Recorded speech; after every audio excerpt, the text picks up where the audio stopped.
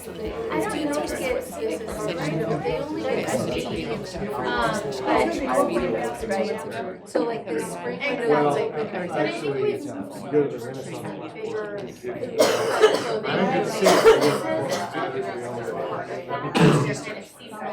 So the next one Dr. is Aifley, how are you?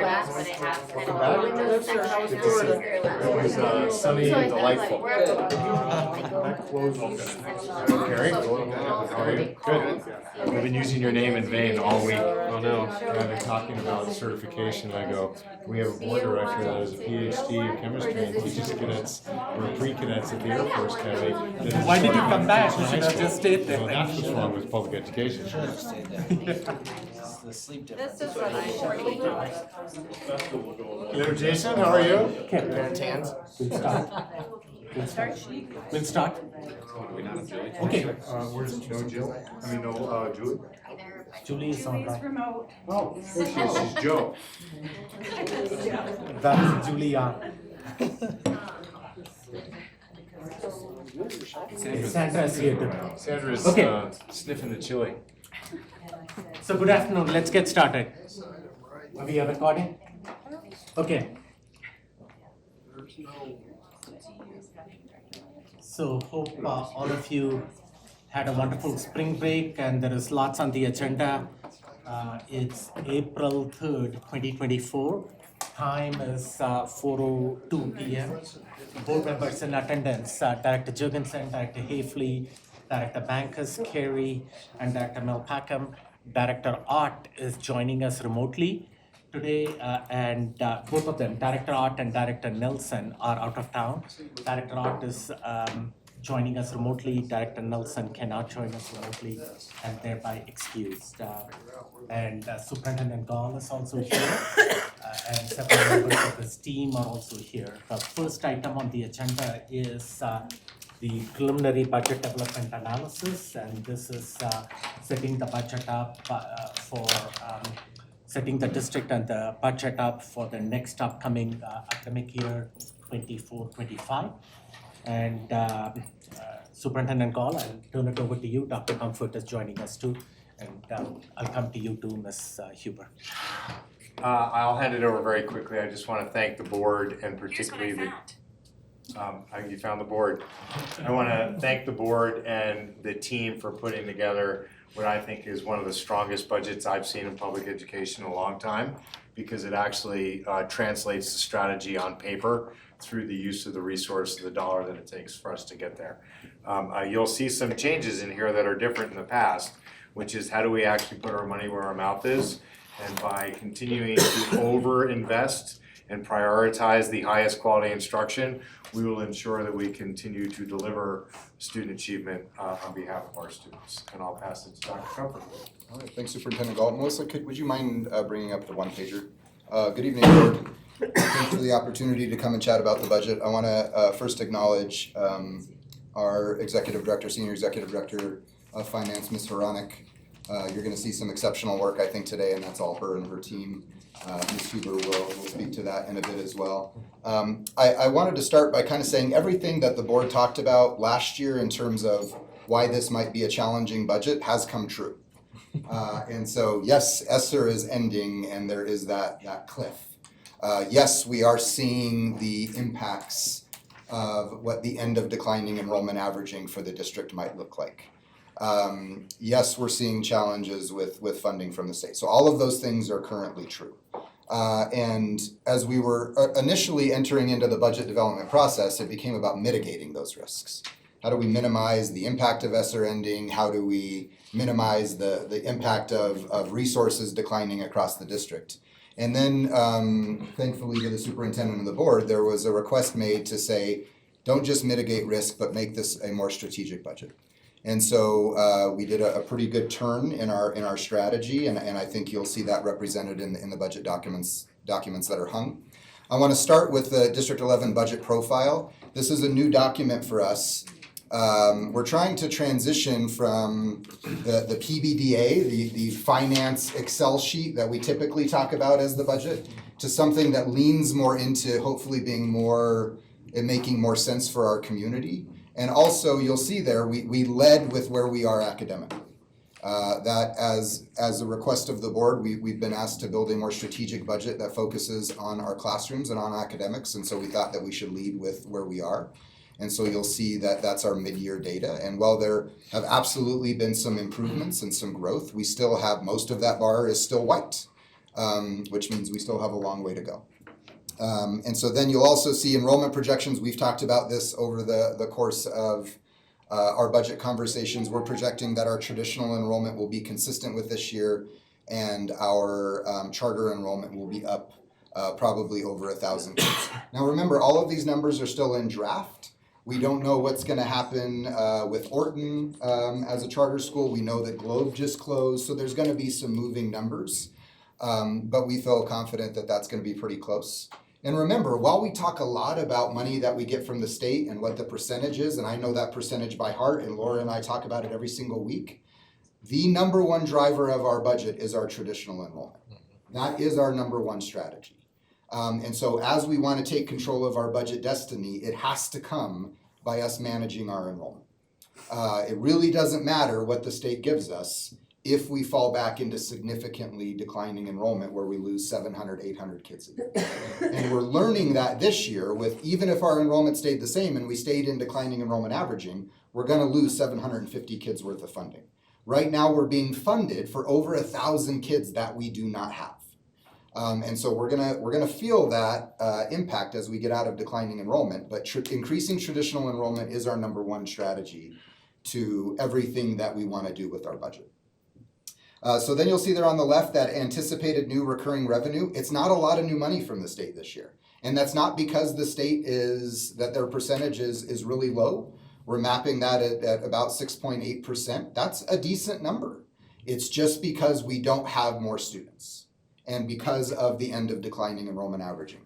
So $2.8 million is very small in terms of new money to the system, especially when you think about the cost of compensation, you think about the cost of adding programs and all of those things. So that's where we are, or where we anticipate we will be, and then we wanted to talk about our strategy.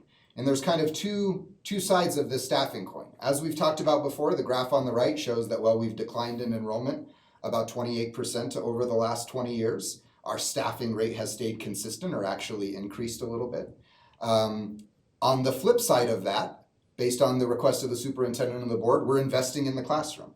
So right now, if we were to go back to board formula, if we were to do what we did in 2018-19 and say, we need to balance this budget and we're gonna look to board formula to do that, we would cut over 100 positions from our schools.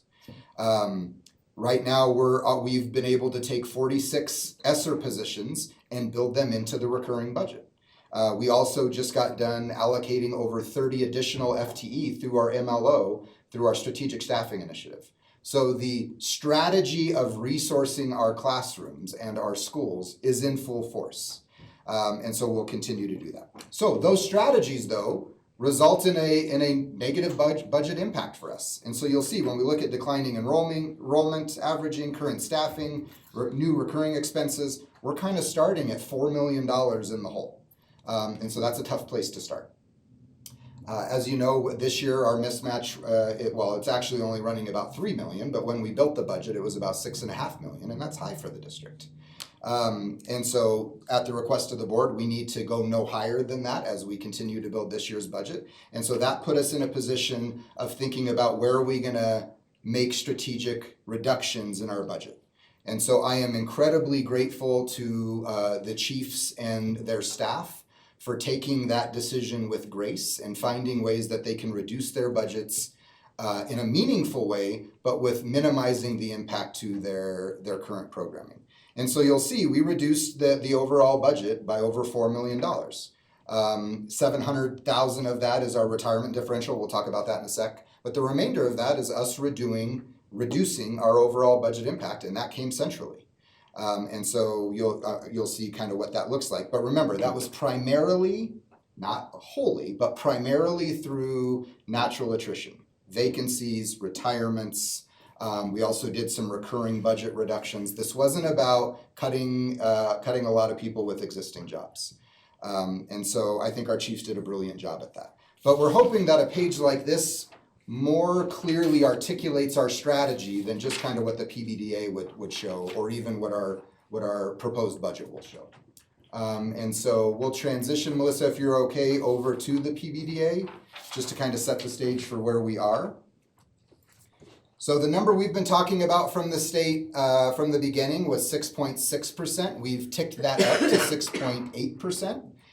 That's in line with surrounding districts. That's in line with what we're hearing from CDE. And that's because originally we were building in a 5% kind of cost of living increase, and we're thinking that's going to be more like 5.2%. We're very confident in the 1.6% reduction in the budget stabilization, or the negative factor, because that's the commitment from the state is that they're completely eliminating that, and that's what that would look like for us. You'll also see that we're planning on a pretty decent increase from the state in terms of per pupil, almost $750 per kid. To where next year we would be around $11,200 per student in terms of our per pupil rate. Then you'll see there that change in FPC, negative 56.6. So I just told you we're going to add over 1,100 students in charter school students, yet you see a negative number there. That's because of declining enrollment averaging. That's because we're getting funded for more than 1,100 kids that we don't have right now. And so that's why even by adding that amount of kids, we're not really planning on an increase in the funded pupil count. Okay? You'll also see that right now, in terms of where our mismatch is, it's at 3.8 million, and so that was kind of the projected number that we would start with. And then you can kind of start to flow down, and you'll see it looks like we're getting a lot more money in $16.3 million of increase to total program. But remember, our traditional enrollment is projected to stay the same. So that is largely, all but 2 million of it, is complete flow through to our charter schools. We wouldn't be getting that money if we were not getting an increase in charter school students. So it's not charter schools taking money from the district. That's basically us serving as a flow through for that increase in enrollment for charter schools. So what we're planning on is a net resource, as you saw on the district profile, of about $2.8 million. And then we get into what our recurring expenses are going to be, and we get into what our recurring revenues will be. So you'll see the 1.6 million in district share of benefit increases. You'll see that after all of this movement with teachers and schools, we were able to bring GT FTE into the system. We increased CLDE FTE across the system. We continued to resource schools. On the flip side of that, we were able to eliminate ghost positions. We had some really strategic reductions. So when we take the entire staffing picture of our schools in the general fund, we're only at a 6.5 teacher increase. Okay, so that's really, really remarkable that we're able to add all of those resources without it really significantly impacting our budget. So that'll be that increase at schools. And then you'll see under Acevedo, you'll see a 3 FTE or 388,000. So those positions are the positions that are currently ESSER funded in our Student Support and Engagement Office.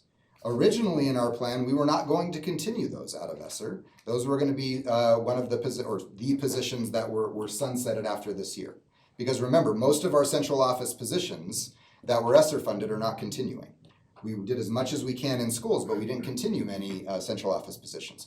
But based on the strategy of the board and our focus on supporting student engagement and discipline and behavior, we do feel like backfilling those positions in the general fund is essential.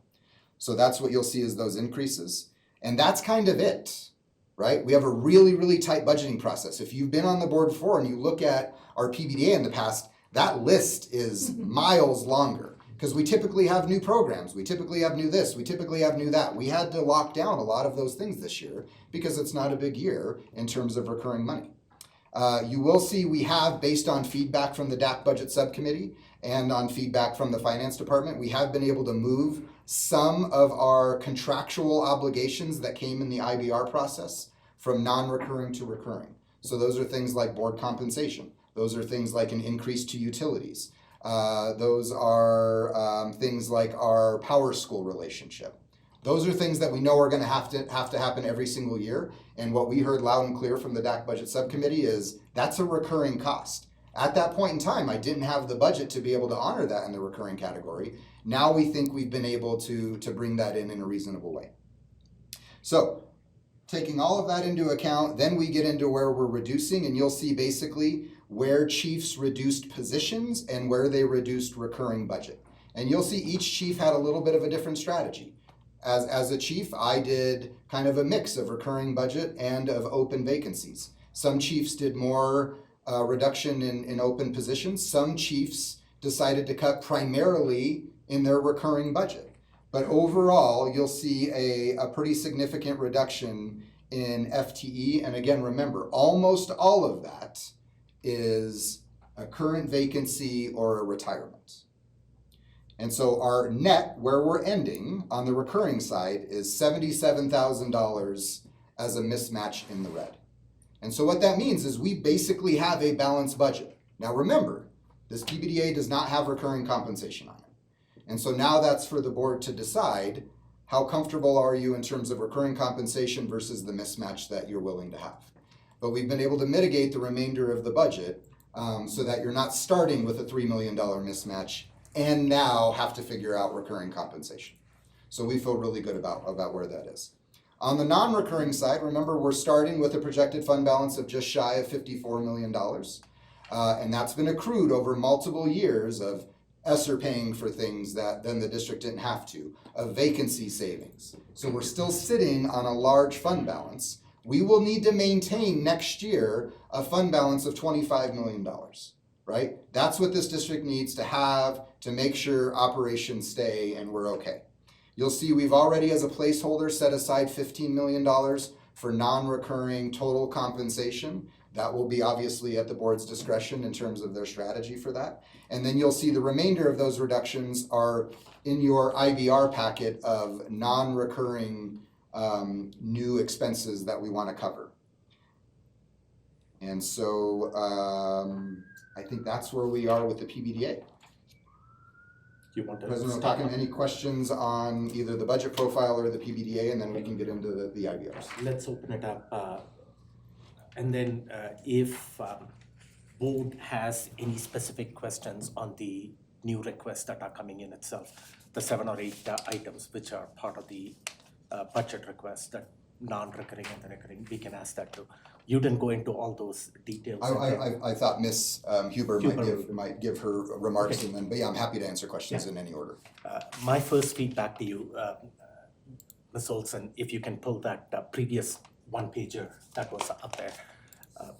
I truly appreciate that one-pager that you ended up sharing with the board and also the community. This is a whole bunch of numbers. Sometimes this is not easy to explain to an average person that we see and talk to. This makes more sense for them when you show these numbers in this terms, and also that staffing and enrollment figure that is there, how our enrollment has declined over the years, whereas our staffing has stayed the same or in fact gone up a little bit, and also investing in that classroom page and all the numbers that you have put up there. That's truly beneficial when we are talking to citizens and stakeholders and community members. So thank you for putting this, opening it up for the board for questions. Any feedback or questions on what Dr. Comfort shared at this point in time? Okay, seeing none, Ms. Huber, can you share from the DAC budget subcommittee your feedback on what was presented out there and what your takeaway was, and from that subcommittee? Great, we had a really good meeting. They came in and they presented a lot of what we're hearing today. I think there's more development that occurred after the meeting. The meeting was February 13th, so it's been a little while. We heard all of the work that was being done, and it was really explained in there that when they were coming and asking for these requests, they were going to be doing the work of making those cuts at the same time.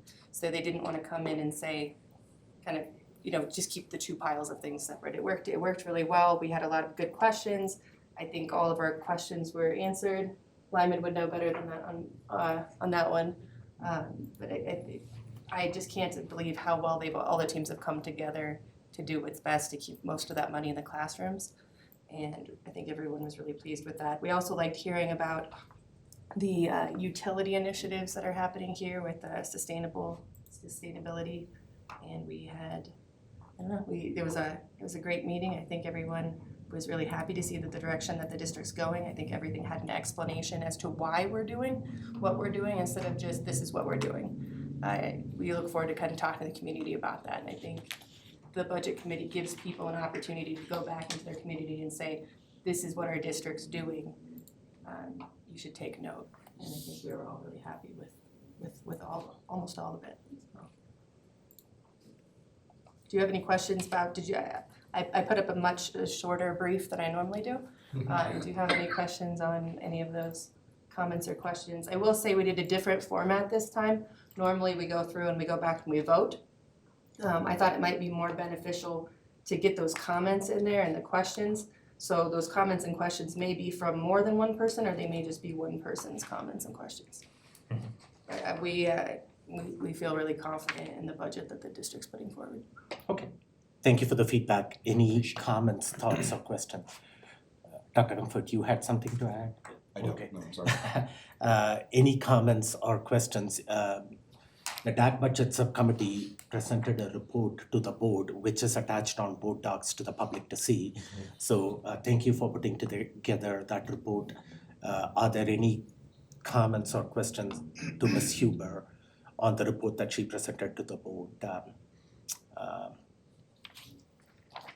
Just to say, I appreciate the explanation on the curriculum piece, Acevedo 0.1. And I guess the question comes back to one of you.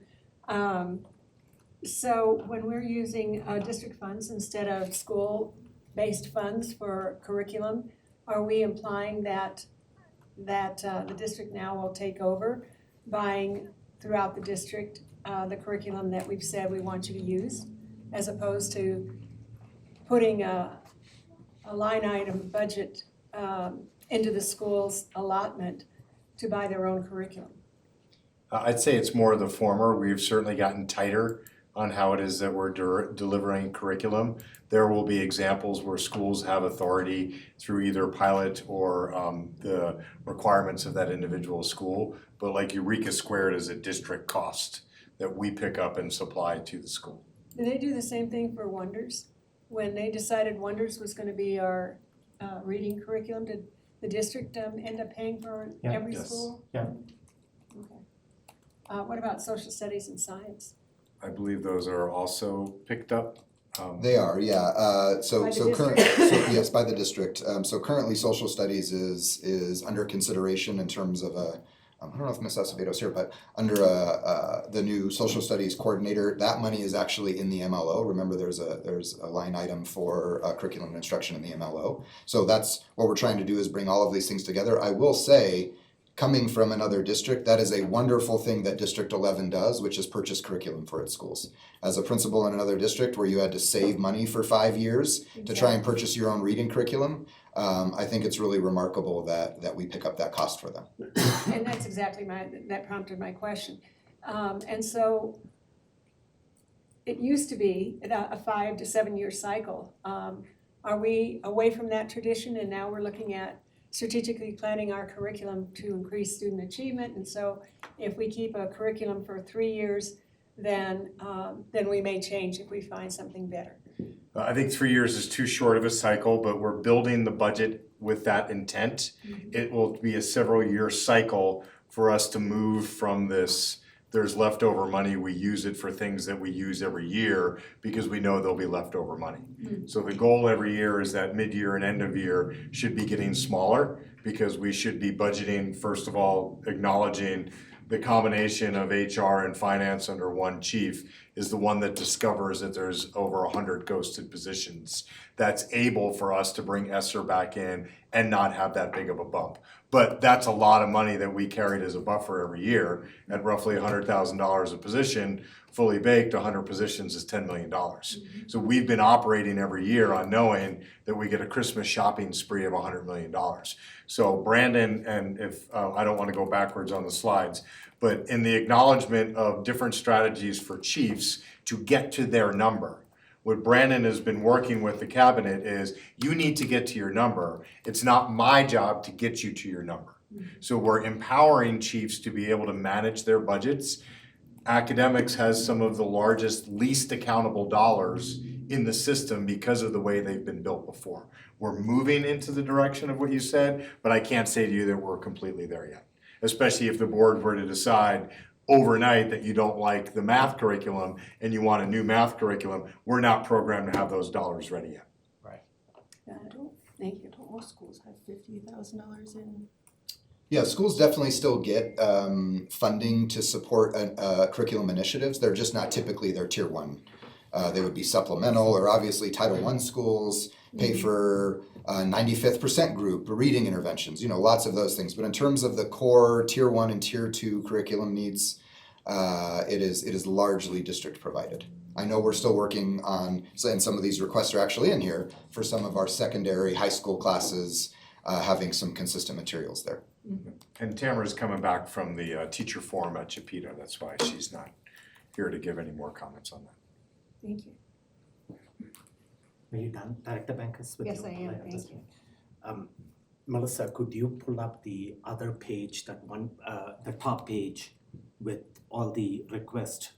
The IBR, Yeah, not this one. Yes, that one. green. It's just the first page. It's the other spreadsheet. It's a file that you don't have open yet. There you Yeah, go. that one. If you can just make it. Turn left here. Okay, is there anything you want to touch upon on this, Dr. Comfort? Because we went through this, or does the board have any questions on these requests? We don't need to go into individual details, but if the board has specific questions about any one of these requests that's in front of the board at this time, is there anything you want? Yeah, I'll just set a little bit of a frame, which is, what we heard from the DAC budget subcommittee is like, hey, all of those make sense. And it's like, yeah, that's why we brought you the requests. We didn't open up the process and say, hey, what does anybody need, or what would you like? We ran a really tight process, again, because we're working with finite resources. And so there's not a request on here that doesn't make sense. And again, we're still going to be continuing to work over time with getting some of these things that really eventually will be more recurring into the recurring bucket. But we think we have a good start right now. One more. I know it kind of came up in the meeting about dyslexia support. I've heard that that's still being sustained through next year's budget. Is that correct? Yes, we will continue dyslexia FTE. We're, in fact, another conversation connected to the MLO and some available funds there. We're now looking at the programmatic side of dyslexia support and potentially supporting that partially through MLO, through the academics budget, through a variety of sources. But the FTE that was happening for dyslexia this year will continue next year. And how widespread is that again for elementary school? I believe, I might misspeak, I believe. Two and two, so Yes. two I don't know if it clinics was and 6 two or targeted FTE. sites Eight clinics? per across the district, so per an area superintendent, so it's about 6 or 7 FTE, but there's 2 schools per area that have targeted. There are existing dyslexia supports in other schools for teachers that have accrued that certification on their own. Okay, any questions on this chart from the board on the request that's coming? This is part of the PBDA and budget bill, and some of it is coming from recurring money and some of it is coming from non-recurring money. And Parth, is it Julie, I have Director? a question. Okay, go ahead. Yes, Yeah, go ahead. thank you.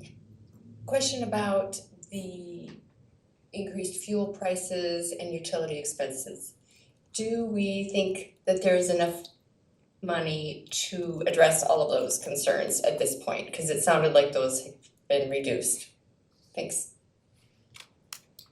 Yes, Director Ott, thank you for the question. They were reduced. I think what we don't know yet. It obviously we didn't give the full number that was listed in the request, and so hopefully we're able to meet that need. Otherwise, this will be something that we have to address potentially next year in the mid-year, or we'll look at Chief Odom's budget along the way. Chief Odom's here. I know her team's here. They can definitely speak to that.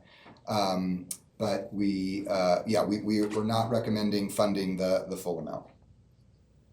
Part of not recommending funding the full amount is for us to be committed to trying to be as environmentally conscious on those costs. The money, we obviously, when we have to backfill it, we have to backfill it, but when you think about the cost of electricity alone in a high school, when you realize that a 10% savings on electricity is a free FTE to every high school, when you add it up over the course of the year, let's hold some of that money back to see if we can start to exercise some of the things in a different way. Okay. Thank you. So just for the public too who are viewing, the request that's coming in this first page here, when you look at the details of it further down, some of these requests are much higher. The initial request that were made was much higher. And based on internal discussions that you had within the district level staff and also the recommendation that's coming from that budget subcommittee, some of these requests were reduced, and that's what we see in this front page. That's correct. Absolutely. Okay, perfect. Okay, a couple of minor things that I'm going to point out and see if this makes any sense at this point in time. You talked about after further review, you moved some from non-recurring to recurring site. Goal 01, which is the digital high school conversion of school staff assistant from 200 to 260 days. That's just a little under $11,000. Would that make sense to move that to recurring?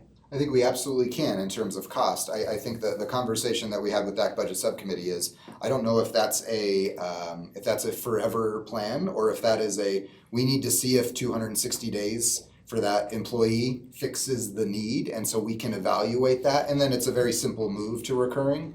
But we didn't, what I was trying to avoid is assuming that now that's additional cost forever. So that's going to be just for this year then, for 260 days, and you may go back to 210 after that? I think we need to evaluate the need and the impact. And then again, because the cost is so low, we really simply can take on that cost in the recurring budget. But I'm very, as you can see, it's the only FTE request in IBR, right? In the IBR. And so we just want to be very careful that when we're making these decisions, we don't put ourselves where we have historically, which is this is the mechanism to add FTE requests. And so I think we can evaluate it, and then if it needs to move permanently, it moves permanently without big impact. You had something to add, Superintendent? No. Okay, so you're comfortable leaving it at non-recurring right now? Yes. Okay, and the same thing with ODM 05, which is $12,000 for increased pricing changes for district work order system. Is that just a one-time cost, or is that a recurring cost?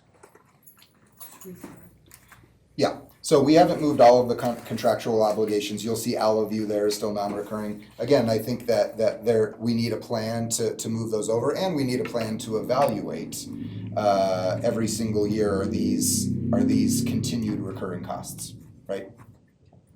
So you're still comfortable leaving that as non-recurring at this time, even though Ms. Odom seems to indicate that that is a recurring cost? If Well, it is yeah, something- because here I think I think next year, if it continues to be a recurring cost, my request would be that Chief Odom builds that into her budget. Okay. Right? Right. And that it's not a come back to IBR for something like $12,000. It is if it's part of your recurring plan as a chief, how do you build that into your recurring budget as a leader? Okay, McCarran 02, which is the ERP, right now PeopleSoft ERP. Since we are moving away from PeopleSoft at some point in time pretty soon, that's why it's staying under That's exactly non-recurring, as opposed to McCarran 01. That's exactly right. Okay. Okay, that's all I had regarding that. Any further questions on this one, the topic? And then if you can pull up the PBDA, yeah, right there.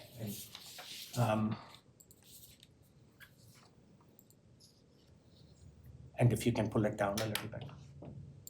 So what I would like to stress out here to the community, to watching out this, that the strategy which Dr. Comfort clearly elucidated at the beginning of this meeting, the focus is investing the money as close to students in the classroom as possible. This is a challenging budget, as what you talked about, because of moving away from ESSER money that we need to And then also the declining enrollment averaging, where we are not going to be getting as much new money as we want. But whatever money we are getting, we are moving it as close to students and the classrooms as possible. And that's why you see an increase to teacher staff positions at the classroom level. Whereas when you go further down, all the reductions are going to be at the central admin level from the chief side to the budget. I know that a lot of it is through attrition, through retirement, through maybe some reconfiguration of central administration, but you can see all the negative numbers that are at the central admin level. A lot of times the feedback that we get as board members is central admin is overstaffed, and this budget is attacking, in fact, central admin and preserving the classroom teachers as much as possible. So I do appreciate both you, the superintendent, and the district looking at it from that perspective. And I want that to be clearly communicated to our staff that are watching a lot of this too. I was in a school this morning and a couple of staff members came and said to me that, hey, we are going to be watching the budget conversation today. So to the staff that are watching, we are doing as much as possible to preserve your positions out there. And also in developing this PBDA and the budget for next year, provide the highest level of compensation that we can, considering the challenges that we are facing. So the cuts that are happening, the tightening of the belt that is happening is more happening at the central admin level. Yeah, that's absolutely right. I would just comment, I think it's also worth noting that it's not even about a reduction, it's about a refacing. Central office is in schools. Every one of those chiefs has reconfigured their department to now match the area superintendent model, and they are out in schools through the connection of the area superintendent and the chief that owns that functional. If you could just sit and watch the core team meet every Wednesday morning, where our chief academic officer is meeting with our area superintendents, and they're directing traffic of the functionals that work at Central for the CAO into classrooms to facilitate coaching and modeling and the facilitation of learning hands-on. The central office is no longer even central.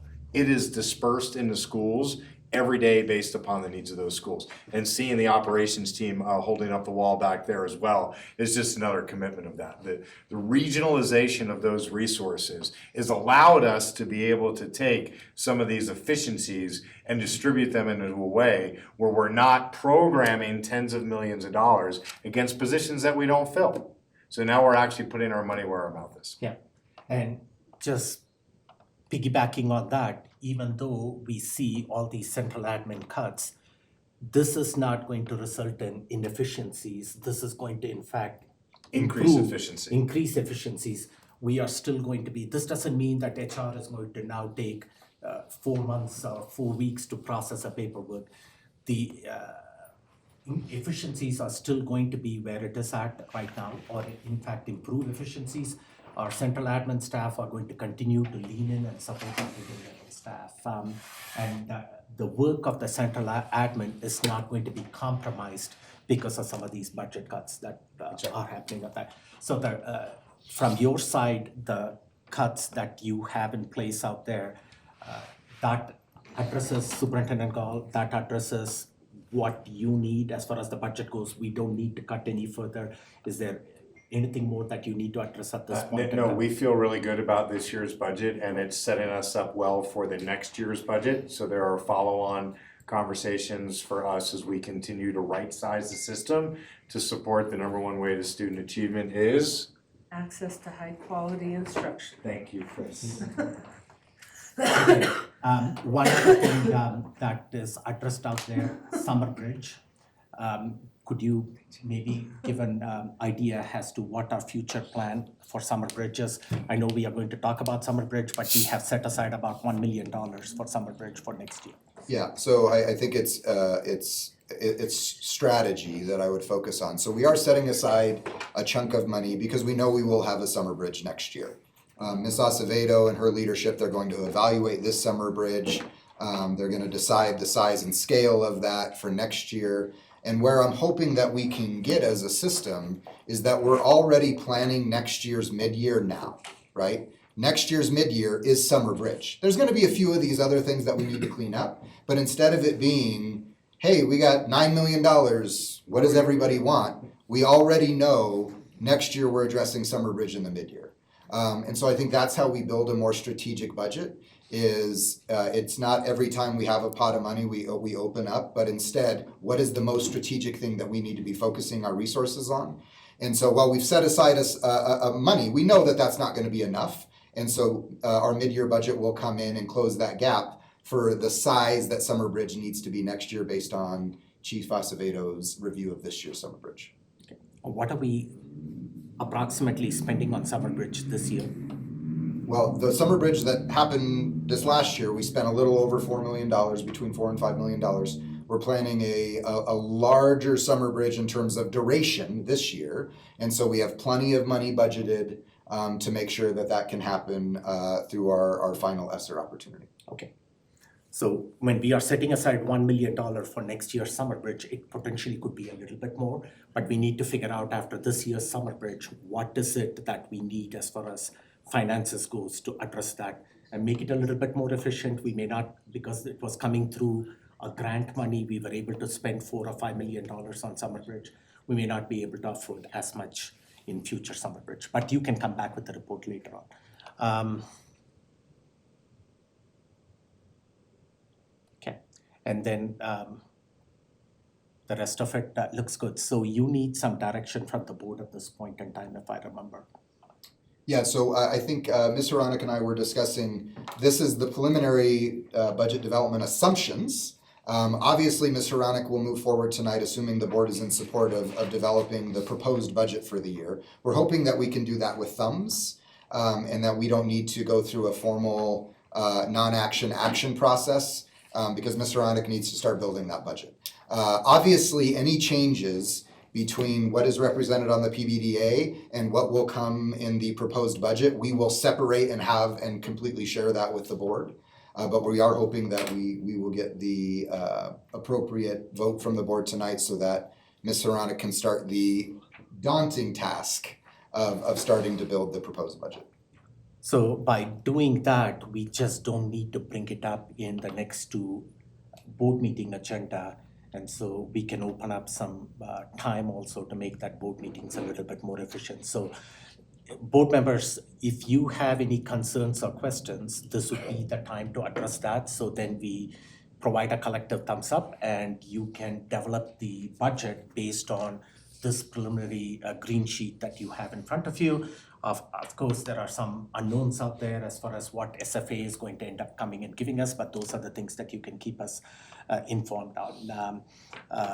So, board, are you comfortable giving a thumbs up at this point in time to this thing that was, yeah, go ahead. I don't have any questions or concerns, but Director Nelson had sent an email with Yep. thoughts on the PBDA review.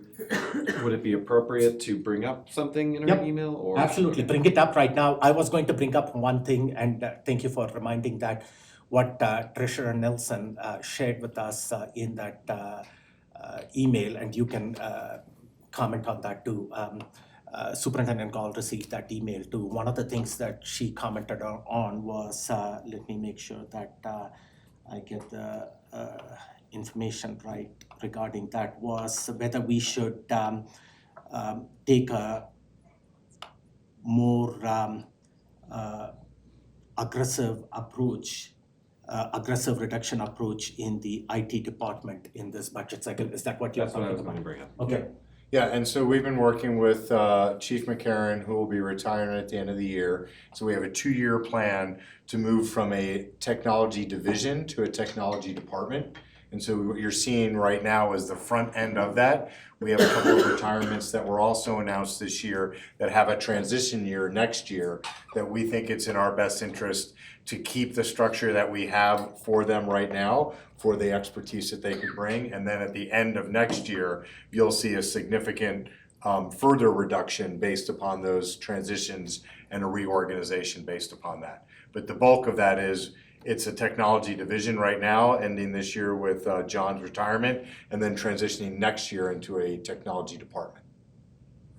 So it's a 2-year phase for us to be able to find a more significant savings to Director Nelson's comments that she had shared with the board. Okay, so are we comfortable with what Superintendent Gall shared with us, that 2-year phased-in approach, as opposed to what Director Nelson shared with us, that we should maybe take a more aggressive reduction in IT workforce at this point in time? So that's kind of the difference. Yeah, we were using the methodology of which we shared with the board of trying to use attrition via vacancies, retirements, and then efficiencies to have the least amount of impact on the actual physical people that are in our district right now, such that we end up with a budget that works for everybody, and that in this idea of investing in classrooms to win, somebody doesn't feel divested at an individual level. Any thoughts or feedback on that? Otherwise, I think the plan to move forward in the reorganization with as little disruption to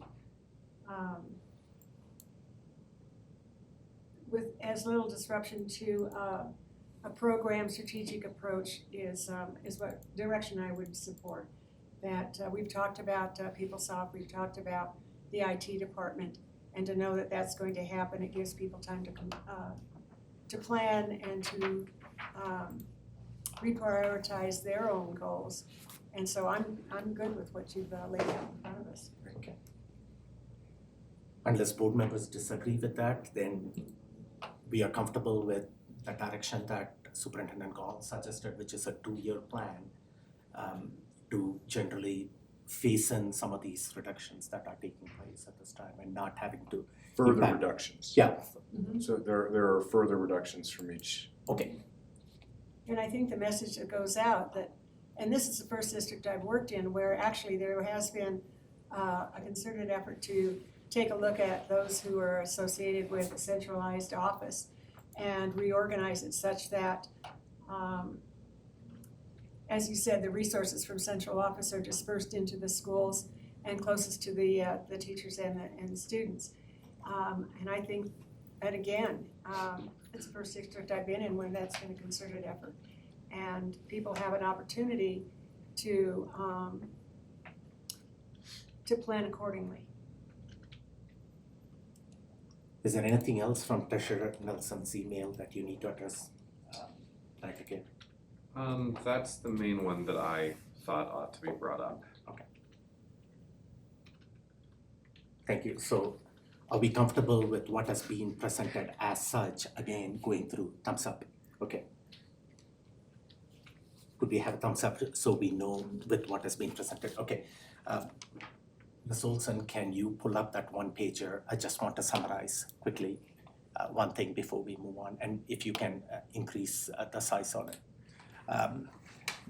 The main priority of this board has always been improving student outcomes. And that first section up there talks about where we are as a district in English and math as far as students at grade level proficiency. That's the middle of the year data. We just 2 or 3 weeks back when we looked at the middle school data, the math data was even worse than what it is out there for middle school math. If I remember right, only 15% of our students were at the passing level, and 85% of our students were below grade level proficiency. So all the budget decisions that are being made are focused with improving student academic outcomes in our schools and our classrooms. And this budget is being developed with that focus in mind.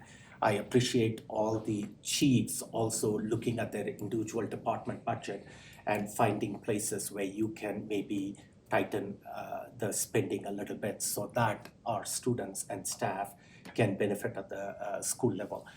We are, even though there are still unknown information from the state level, we don't know exactly how much we are going to receive in terms of School Finance Act. We are doing everything possible so that you receive the best possible compensation. All the staff members are valued for the work that you put in day in and day out. So that's a ongoing discussion, how to direct the money to our staff in terms of compensation.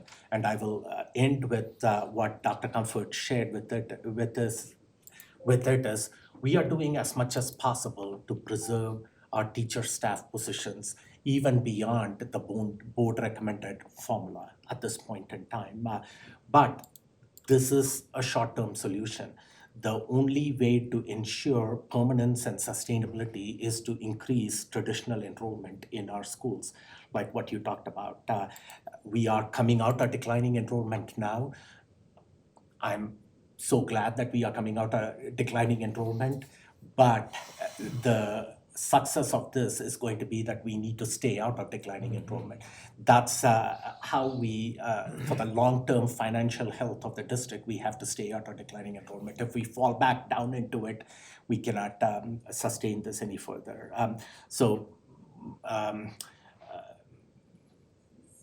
The future budget conversations are all going to be predicated on that we continue to increase enrollment in our schools, and for which we need our community's help and support. Parents, staff members, all of you that are in this room, we got to prioritize improving student outcomes. I strongly believe if that corner thing, the English and the math proficiency of our students improve, then we are going to increase enrollment because parents are going to be responsive to that and know that it meets the academic needs of our students, and they are going to choose District 11 because we are providing excellence in education for our students. So this is a request to all our staff that we are doing as much as possible to address and preserve your positions, but we need your help and support in the direction that the district is going in the future. So join with us, lean with us, and help elevate our students to excellence and success. You have any closing I just comments? want to end, because she's not here, I want to acknowledge the hard work of the board treasurer, Laura Nelson, on this budget build. I would say the accelerant of how we've been able to move so quickly was the board's decision to re-elect or reappoint her as treasurer instead of starting all over again, and particularly the individualized training that Director Nelson has committed to now be, she's not a CPA, she's not pretending to be a CPA, but she's a board expert on budgets. And that's allowing my team, through Brandon and Laura and her team as well, to be able to execute with incredible direction and fidelity to know what they're trying to build towards.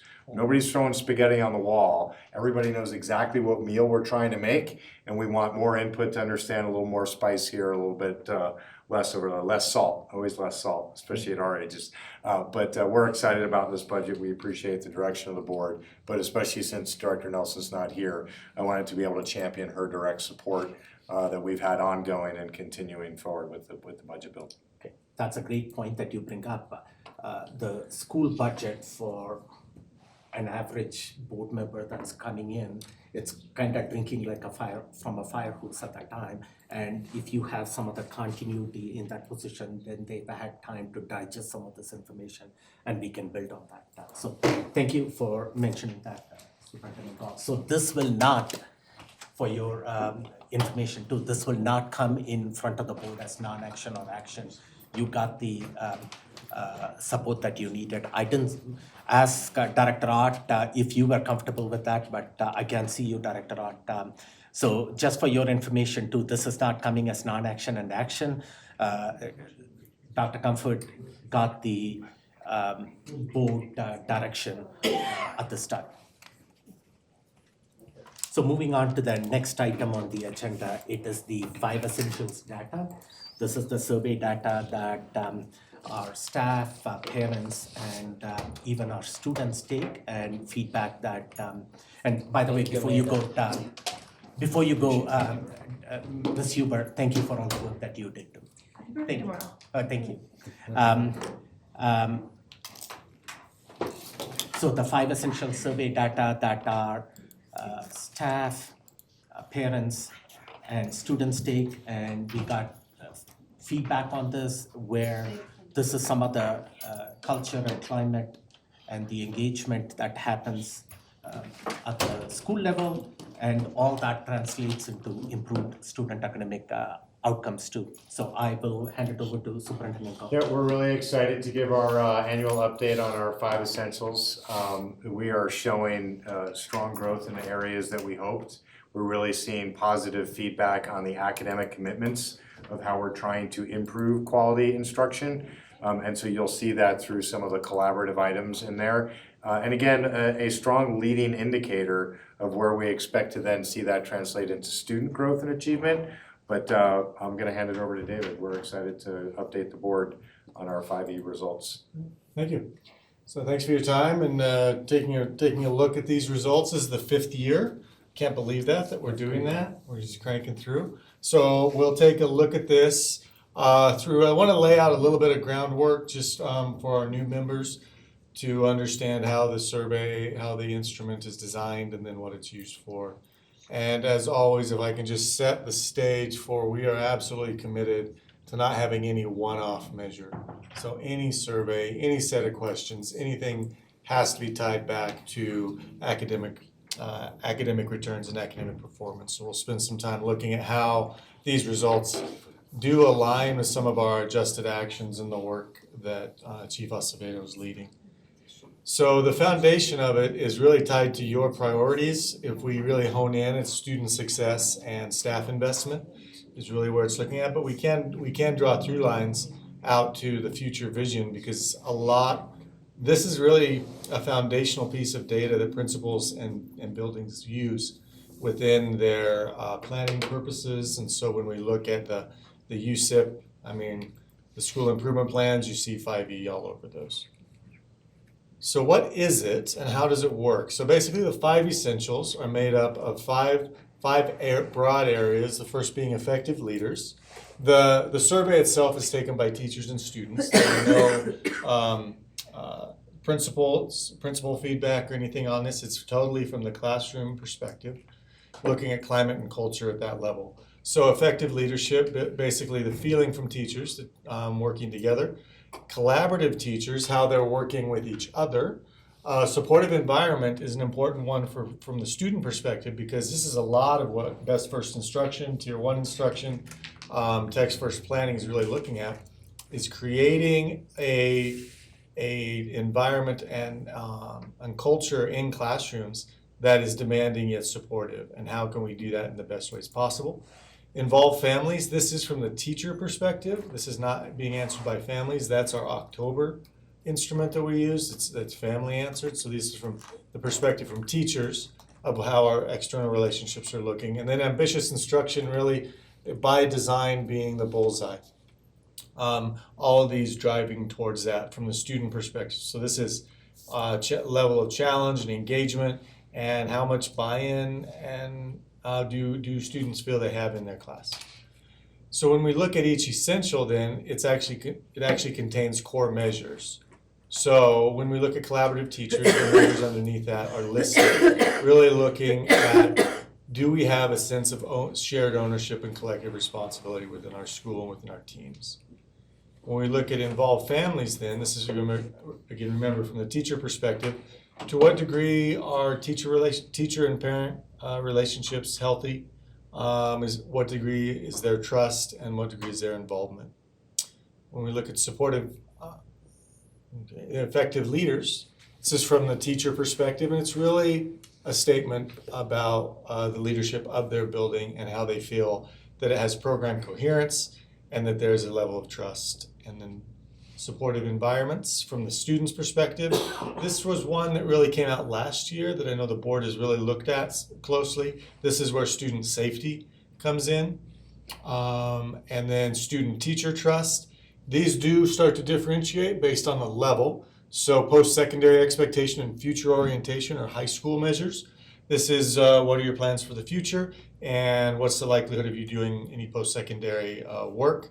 And then academic personalism is elementary and middle. And this is to what degree is the content of my classroom and what I'm learning tied to what I actually want to do, and tied to something that's out in my real world.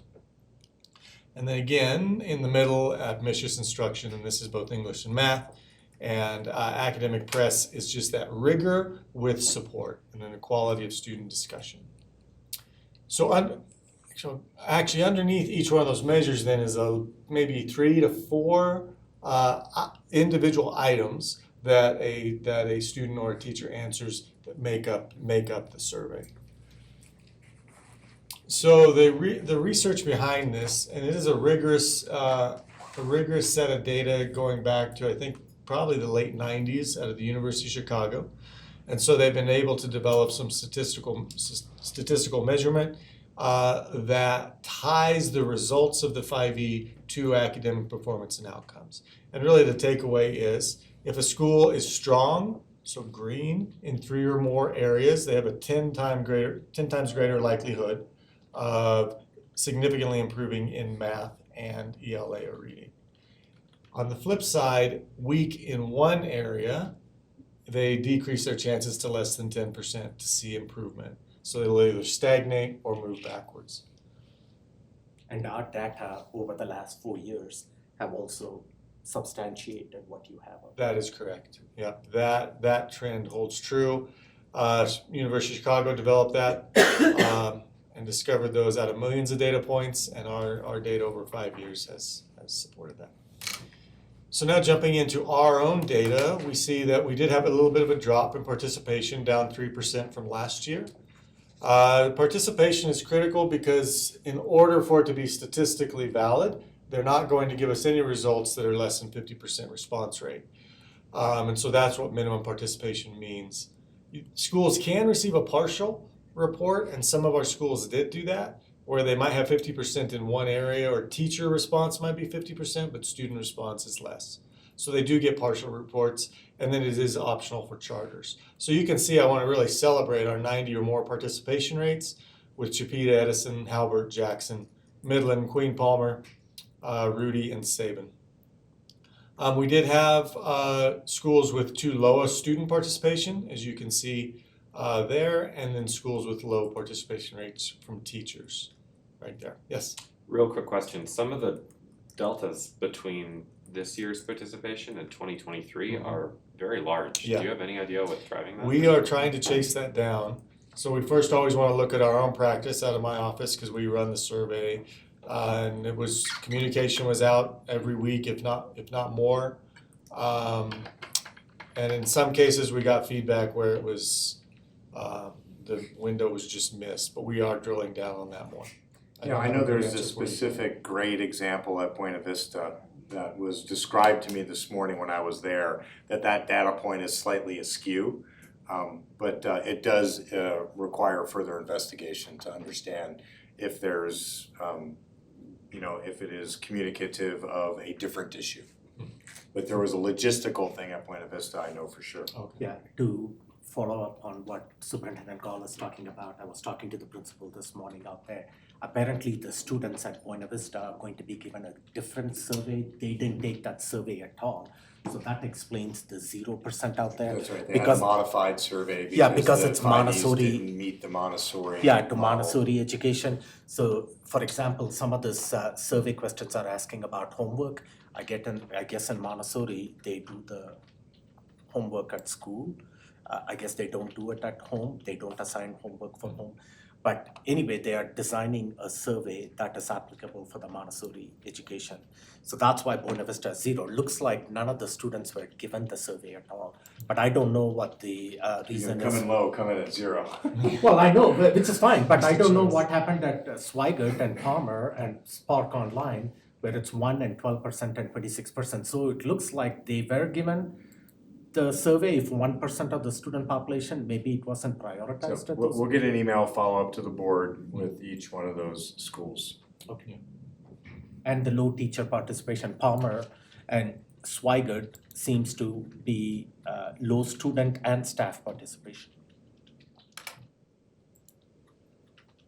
So what is our story, our district results show us? So again, we're going to look at this district-wide, and remember, district-wide is always going to be subjected to kind of this regression to the mean kind of level. So when we see jumps of 6 points, that's pretty normal at the district level. When you look at the appendices, which we won't go into, but look, you can see it at the school level, you'll see double-digit jumps in some cases, 16 points, 18 points, I think.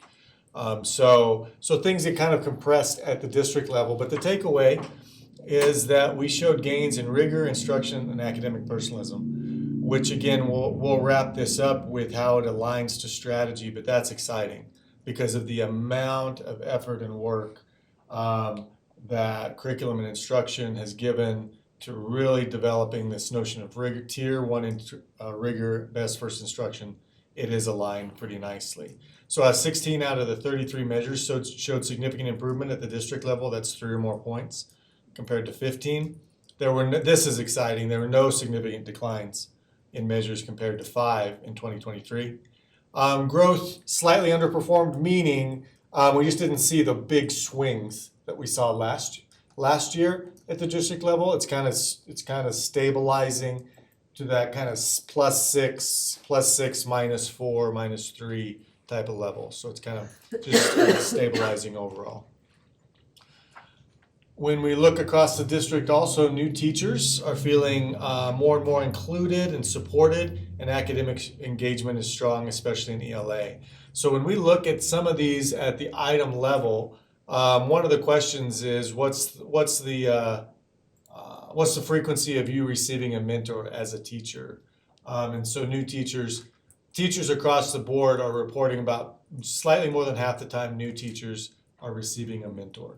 So this is teachers broadly, not just new teachers. So I just want to point that out. So we certainly have room to grow. Slightly over the majority of time, teachers are observing others getting a mentor or receiving a mentor themselves. Slightly higher, students are reporting discussing connections to real life. That's that ambitious instruction piece. And improving a piece of writing. Again, we want to see those in the 90s, 100%, right? We want to see it all the time because those are real key pieces, but it's moving in the right direction. This was 80% of students agree that the topics they're studying are interesting and challenging. This one, as I was reviewing these and reflecting on some of the conversations we've been having around attendance and engagement, this one is critical. If students will show up to places where they feel there's value, and parents will send their students to places where they send there's value. So this interesting and challenging piece is one that we really need to hone in on and continue to push forward. But 80% is encouraging, and then 72% say that they usually agree and look forward to their classes. On this slide, I have to say that 80% really popped out. When we've got kids that are engaged and want to come to school, and that goes into being at school, not being tardy, and having those relationships with others around them. It really popped for me. Yeah, it transcends multiple areas for sure. When we look at some of the areas that we need to grow in, so these are very weak, and this is really, when we say very weak, it's that participants are answering below a level of schools that are strong in these areas, right? So they might be answering that they do observe these things, but they don't observe them in the frequency that a very strong school would be reporting it, if that makes sense. So really, 31%, we are struggling with clear learning objectives in classes. That's actually a piece of the 2 PD sessions that we've been doing is really setting those up. So we should see a bounce in that probably into next year. This one, feedback on your work, especially within reading and writing, is so absolutely critical that they need to be able to learn a lot from that, and that's not happening from the student's perspective. So that's an area of growth for us. And then this kind of low-level malaise kind of shows up, again, turning in homework. About slightly more than half, or more than half of the teachers are reporting turning in homework. It's kind of a half to most of the time. So again, just continuing to grow that expectation and that engagement at the same time. When we disaggregate to elementary results, we can see that we improved in ambitious instruction for elementary from 23. This is where we start to see some of our double-digit gains: classroom rigor, academic personalism. Again, remember that's student answered. How much is my learning tied to real life? And academic press. How hard is it with support that I'm getting? These were the top gainers across elementaries with large gains. Feelings of student safety improved by 10 points. That's significant at the elementary level. And again, no elementary measures significantly decreased from 2023. By significant, meaning more than 2 or 3 points. We look at middle school remained flat. That's the exact same profile that we had last year. So weak and supportive environments. Overall, academic press was large. That's a big deal at middle school because we want to continue to grow that. We have struggled with that to make middle school learning as maximized and advantageous for students as possible. And then instructional measures grew in both math and ELA. Feelings of student safety, however, remain very weak, and that's an area that we've been really pushing on, but we still have feelings that students are not feeling safe in their building. Student-to-student classroom interactions significantly dropped. That one's that we want to really watch. You can see that's -7 points. And then teacher feelings of having positive instructional leadership dropped. So the takeaway from here is that we really are still needing to step into and work on positive learning dynamics in our middle schools. That is active work. Nicole stepped out, but Nicole Ottmer is leading the work with, I think Tony Carr is kind of one of the lead middle school principals on this kind of redesign, retool. One of the biggest projects coming out of the design lab work. So it is being pushed on, but we definitely have room to grow and improve. High school results showed improved parent involvement, teacher trust, and English instruction, and quality of student discussion. So we did drop from 23 rather, with effective leadership. So to 24 were yellow in all of them. And you can see that we had a big gain in parent influence and involvement. I have not chased down what that is, where that's being fueled, but that is a large gain, especially at the high school level. Teacher-to-teacher trust improved. This is a big one because we really sometimes struggle with collaborative teaching practices at the secondary level and at high school. So to build that teacher-teacher trust is the first step into that work and really growing into collaborative practice. Some of the ones that dropped for us were quality of student relationships, -18, and then again, feelings of student safety. So at the secondary level, we are not seeing that safety bump that we saw with elementary. That's kind of concerning. Between elementary and secondary, you see that kind of discrepancy out there. Something out there with the classroom environment is not conducive to active learning and promoting safety of our students and staff. Yeah, I think the board's commitment to tackling that in policy for the rest of this year will position us to see that measure improve.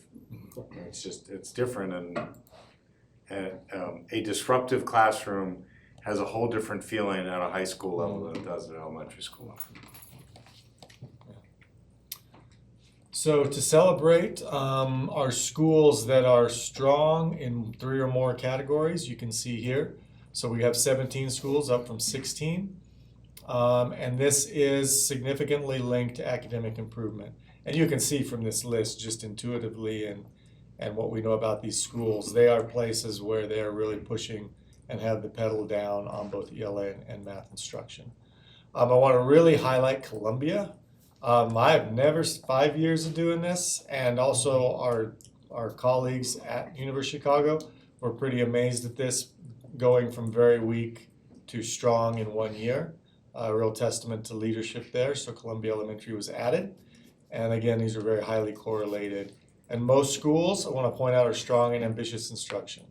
And that's absolutely critical. That's the takeaway. If it's not moving instruction forward, we need to reevaluate and look at the strategy. And there are some schools with all greens, and I don't think I've seen that in previous versions of these. At least one would be yellow or something like that. Now you have Edison, Freedom, Midland, Queen Palmer, Odyssey. Some of these are all green. So that's really positive. Hopefully that translates into improvement in STAR testing data and also state testing. So I do run an analysis, so we get a flat file or an Excel file that I can do that cross tab.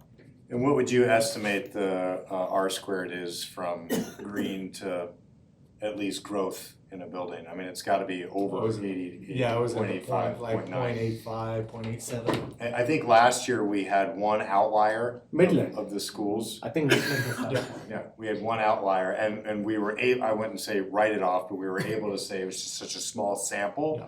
that and the good news is what we had was stronger student growth and bad 5E data, right? That's what it was, is the 5E data wasn't as strong as the student growth. Yeah. And then in the other times, we do see that sometimes when real change is happening at the school level, sometimes you'll see the results in the classroom before you see the results on 5E. It just really depends upon how pointed people want to be on how they feel about change sometimes. But this is just another data point for the consistency that we've seen in school leaders and schools being able to move up levels that we saw last year. And the goal now, as we get, further on into end of years happening right now and CMAS window opening up this month, is that starts to translate to the individual student, not just growth, but achievement, right? That's the whole reason for 5 Essentials, is what you're doing at, we'll take one that's new one on there, Columbia, is what Stephanie's doing at Columbia going to translate into student growth and achievement? All those other indicators on there, Queen Palmer, Madison, Monroe, Henry, Keller, would say to you, absolutely, because they went down a very similar path. And I also want to shout out the couple of secondary schools that are on there, because we did see some of the secondary challenges across the portfolio. Coronado showing as well organized. Digital, Achieve, Odyssey, incredible things happening at the Wasson campus as felt by staff. And Odyssey, if you look at our student data, consistently the highest performing secondary environment in the portfolio, so. And Coronado had an interim principal this year, so that. Who is Is now that the a permanent principal. Yeah, but that's a She must have reflection done of- a good job. Yeah, that's why maybe she got the permanent position that you were talking about, so. We do wanna, like Holmes, the investment that Holmes really did over the course of the year. But again, watch those orange areas. So they're not red, so they're not weak, but they're definitely places that we wanna watch, And especially. remind folks again which that corner is for Holmes. What corner does that represent? Oh, man. Supportive environment. Supportive environment, is that right? Okay. Yeah. Okay. Which And is that's- one area they're really pushing on, so. Right, that's a student perspective, right? And so again, refreshing, Tony Carr in leading Holmes went after and saying a little more no nonsense and a little more high expectations. And then that becomes now a lagging indicator from a student perspective. The growth and achievement at Holmes is up. I'm sure that some kids are probably still not happy with some of those decisions. But then how do we turn those decisions into a supportive environment that kids see it as an opportunity? When we look at it across regions, really follows the district trend of kind of being mostly neutral, west and central, strong and ambitious instruction. And then opportunity being strong in collaborative teaching. So we did see some drops in west in involved families and drops with effective leadership at opportunity. Northeast and southeast remain unchanged. We'll take a look at a few specific schools in just a moment. So when we look across our turnaround schools, we can see that for the most part, the trend is improvement.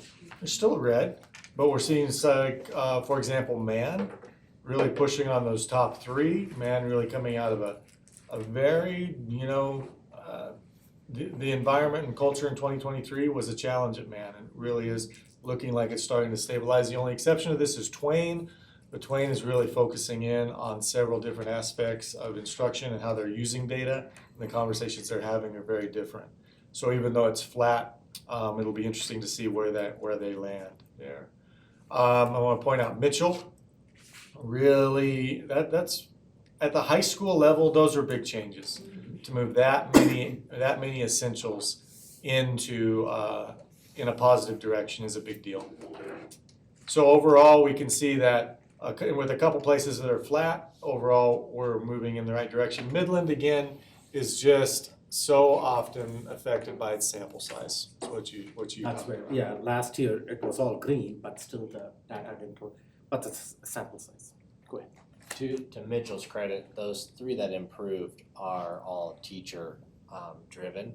And I know that George has done a really diligent job in evaluations, coaching, interacting with his staff and working on that. So that's kudos to that.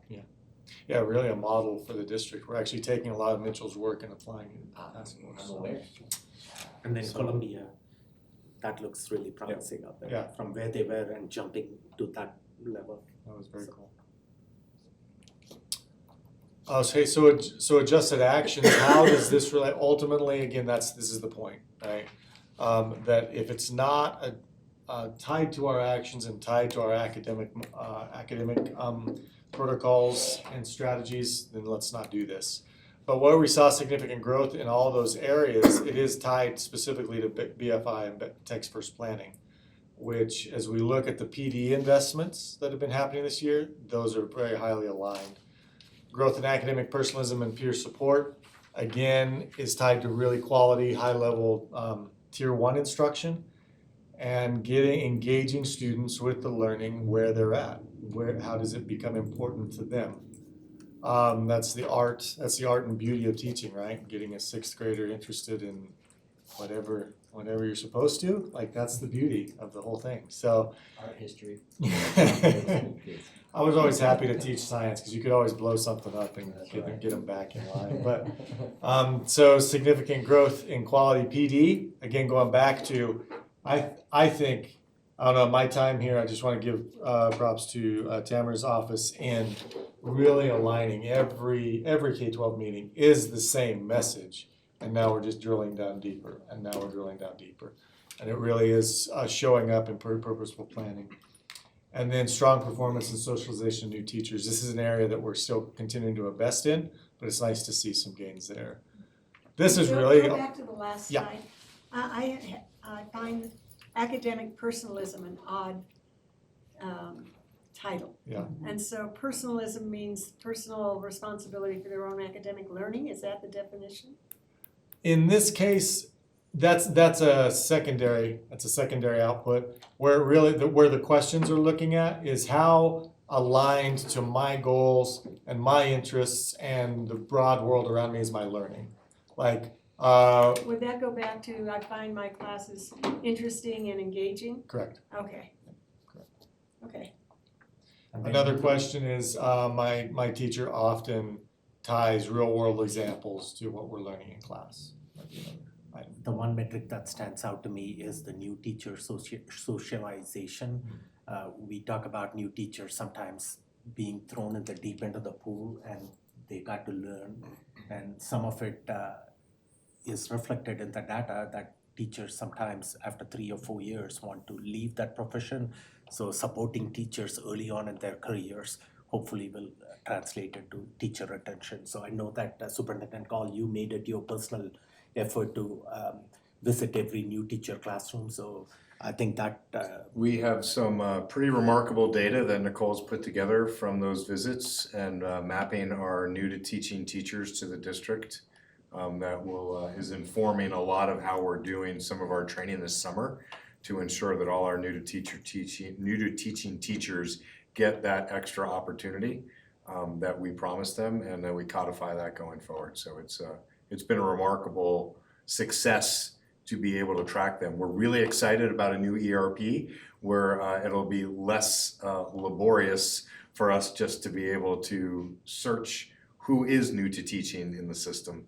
Because right now we rely mostly upon the principals to say, yes, Tamara and David are new to the team this year. However, Tamara has 15 years of experience from a neighboring district, but David is a career switcher and is new to the system. Right now, principals kind of own most of that. Our ability to search that for data purposes is still a struggle. and then that significant growth and quality professional development. I know that that's something that the board has emphasized, that we need to provide quality, and the data seems to indicate that that is happening out there. So that's what the data is suggesting, at least from this. So sometimes anecdotally, we receive various information from our community or staff, but the data here seems to indicate that quality professional development is taking place. Yeah, and you always want to build on your strengths, right? Like even the feedback that we've heard that isn't as complimentary, like our areas that we know we haven't reached ideal state, but we are implementing some very powerful practices and developing a foundation across the system for instructional excellence. And just came from a teacher forum with Area Superintendent Smith at Chipeta, where we were talking about next steps based on exactly what Dr. Colicky is saying, 5E data results, our task force information, the results of what we're seeing academically, outcomes, and so we'll build on the work this year, differentiate within alignment to our strategic plan, and continue to make the quality even higher level. And then really this is kind of our guiding principle and design here. So it's Elmore's instructional core, very aligned to a lot of the BFI work, but it's at the student, teacher, and content level, nicely aligned to the 5E model. And all of our largest improvements can be directly tied to some of these areas. So you can see in content, when we get classroom rigor and academic press bumps, we can see that, it is aligned to the instructional core in our approach, where teachers are reporting greater trust among their colleagues, instructional leadership being more clear, and again, program coherence. I think, I don't know that you can, I can't speak highly enough about that over and over, it's just a coherent and steady conversation that we have, and we're not bouncing through the pinball machine that's typical of many educational systems, and has been typical of our system for a while. And then again, when students feel like they're being engaged and what they're learning matters to them, good things are going to happen. And we tie those good things not just to, I feel good about going to class. That's great. Now, how does that translate to skill levels? Does that translate to performing at grade level? So in the appendix, I did include all schools, and so the results, I won't go through this, but you can see from school, the overall 5E result, but then each measure under that, you can see where some of those double-digit gains and some double-digit losses, right? So looking at each of those, and you can enjoy that at your leisure. So any further questions or anything that needs clarification? Questions from? I have some thoughts. It's not on the data so much as what we do with it. Can you go to slide 13 for a moment?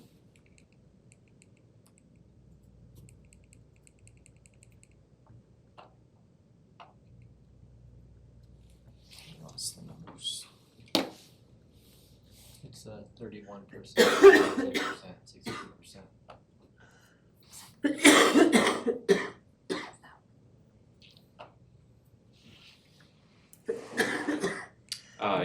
You went past it. One more forward, I think. I don't know if your numbers are different than mine. There you go. That's okay. So the 19% of students agreeing that they learned a lot from feedback really stood out to me as a teacher. One of the things that I really try to do in the classroom is get the feedback loop between what the students are doing, getting feedback on it, and then trying it again. I want to get that as tight as possible. So I've talked, I think, in other work sessions about teacher time. So I would make 2 points here. The first is I would just really encourage district staff to make sure that teachers have adequate time to grade and give feedback. I've talked to teachers, this particular conversation was a teacher in a previous district, or not a previous, a different district, but they mentioned to me that they had periods of time where they just graded on completion because they didn't have time to do anything more than that. And the student will obviously get no feedback from that whatsoever. But then the second piece is, I also know that it takes a lot of work as a teacher to design an assignment that's going to be conducive to good feedback. So for instance, when I teach, I do not use online assignments at all, because when a student gets them wrong, they don't know anything except for that was not the right number for that calorimetry problem. As a teacher, I do pencil and paper assignments because I want to see their work and I want to see here's where they went off the rails. So I would just really encourage 2 things. Number 1, can we please give our teachers adequate time to grade and provide feedback so students can actually get the feedback? And then number two, I'm sure this is something you're already thinking about with respect to professional development, but I think assignment design is an underappreciated skill for teachers, and if there's a way to kind of address that, maybe we're already doing it, that would be lovely. Yeah, I have two things to say, and I think I absolutely align and connect with you on those pieces, and you stated it really well. Your expertise is well demonstrated here. The way in which you described how we look and give feedback makes a lot of sense. The other way, though, is too that we need to do more work on and foster greater support for how you do that and how you do that efficiently is actually in the moment in the classroom while kids are working. It's much more efficient, effective to be academically monitoring students as they're participating in independent practice designed to the task or aligned to the task within the moment, and you can interrupt and provide feedback when they're on the wrong track or provide quick feedback when they're on the right track, right? So, and that actually gets at some of the time pieces too. If you could do a lot of that in the moment in the classroom, that's where we would like to provide more support with how you do that. And there's things like, how do you map the room, right? How do you map learners that will struggle with particular lessons, and who do you go to first? I mean, the ones that that might be on the right track because they have less gap areas in certain areas. So there's lots of ways to provide support in doing that. In terms of the assignment creation, that is work that we're doing right now to support with all of the professional learning that we've done in Best First Instruction that David was talking about in mathematics and in planning for learning and text first planning. So the idea is that they're planning assignments or tasks that align to the standard that get at exactly what you're talking about. As we move into next year, we can take this data, we can take feedback like that to get even better at it, but we are aligned in doing that work. Yeah, and what you said about the best feedback is in the moment while they're doing independent work, delivered right then and there. That's exactly correct. Yeah, still need for the other, right? Absolutely, and everything you said makes a lot of sense too. Is there some way to find out if teachers feel students are not active participants in their learning? Is there some way to find out why they're not active participants in their learning, or what teachers feel is the cause of them not being active participants in their learning? Is there some set of questions that can be added to that survey to find out why? Yeah, so there's two approaches to that. So we actually designed 5E mini surveys that schools can use to test maybe a strategy, right? So they don't have to wait for a full year. Actually just Microsoft Forms and they can give it. We want to use that sparingly, obviously, right? We don't want to inundate, make a kid take the same survey 6 times just to make sure. But if it's a check in the middle, so that's another one. But then this when used properly, this serves as a springboard to deeper conversations. And so what really happens in the best cases with our summer symposium and then our fall symposium, and teams are digging down into this, they're asking that exact question. Okay, when we saw this at these 3 items, this is the trend. Now they jump into a deeper conversation with their staff and with their students. A lot of the work that middle school has done has gotten student voice into this conversation, to your point exactly. So we're committed to a secondary redesign that's focused on experience.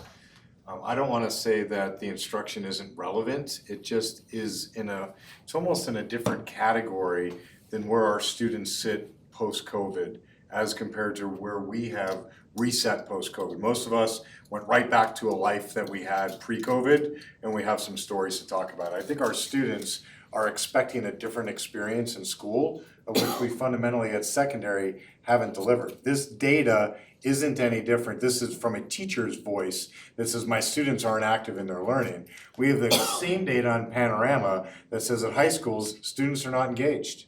Students admit it and say they're not engaged. We're bringing forward ideas, and this summer we'll do a lot of work of really building out a peak experience every year in high school that every student is getting an experiential credit.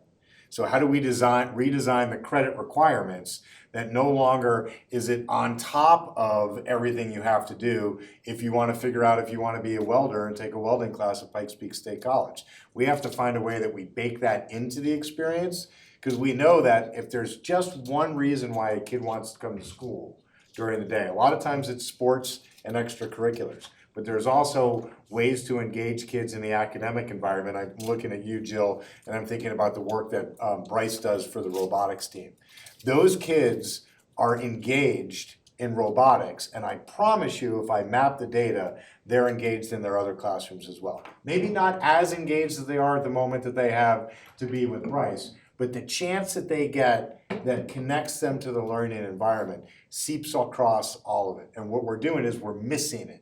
We're missing it for some kids. We're hanging on to everything that we remembered, which is you're either a 2 or 3 sport athlete or you're in a visual and performing arts program, and maybe there's a club or you're in DECA or FBLA, and those were marginal pieces. How do we restructure the secondary experience around internships and partnerships and experiences that are extensions of the learning? And we think if we do that, we'll see both of those pieces come together. Teachers will be like, boy, these kids are really invested in the learning. And kids will be like, I can't wait to go to school. Now, school will be a little bit different, right? And we're not trying to do all these things, but there are examples. There's a school in Washington, D.C. that uses the Smithsonian's as their classroom.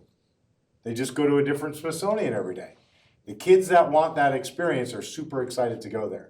They don't just sit in the classroom and say, here are the 27 different Smithsonians that you can study. And I'm not suggesting that that's what we're doing, but what we're trying to do is get to this place where we close this gap of these kids are telling us that we're not meeting their expectations. The world has changed for them, and for us, it's just the thing that we talk about. Now, I'm not saying COVID was easy for adults, but these kids missed significant social, emotional, and academic experiences that we're not going to make up just by extending the learning day or just by extending the summer school. Not going to happen. We have to rethink how it is. And again, we're gonna protect the sanctity of the learning environment. But the very first thing that we do that is to take away the thing that defines the entirety of their social experience. We have to think about how we do that allows them to still use those tools as part of their social experience, but just focus on the learning that we have in front of them. It's an exciting time in District 11. You had any further questions? Okay. Any further comments or questions on this topic? Director Art, is she okay? She had a question. Go ahead. Yes, thanks, President Mapaka. I appreciate what Superintendent Gall is saying, because I noted while we have some great and amazing results at some individual schools across the district, the middle and high school results there's some really depressing and disturbing numbers there. And so while we're focusing on that academic participation and achievement, it's obvious we need to address some of the peer relationships and those aspects of the experience. So I'm curious, who's looking at that? I assume they're looking at it individually in the schools, but also district-wide. Have we got can you tell us what resources we're looking at there? Yeah, thank you, Director Ott. And so David already gave the tip of the hat to Nicole and the Design Center's work that the middle schools presented, I think, at the work session right before spring break. And so we foresaw this data coming in middle schools, and we said the very first thing that we would do, actually, if you go all the way backwards, the Design Center comes from David's request in the fund balance in October of 22 that said we have a middle school problem, and then we turned that into a design center that said the first thing that we would tackle is a redesign of what the middle school experience is. Those middle school principals came and presented that. I want to hold that different from middle school pathways that is still yet to be completed. But the middle school leaders have come forward on a new plan of how they're going to build their school and their engagement with both their student, staff, and the broader community. So that is the lead there. And I've just kind of tipped the hand on where we're headed with high school. The thing that I've asked Lana to do in her transition year coming out of Doherty is to help build that bridge in between all the incredible CTE things that we do and all the incredible things that a comprehensive high school does, and stop treating the two of these things as two different areas. How do we take CTE and redefine it and never call it CTE again and just make it part of the high school experience?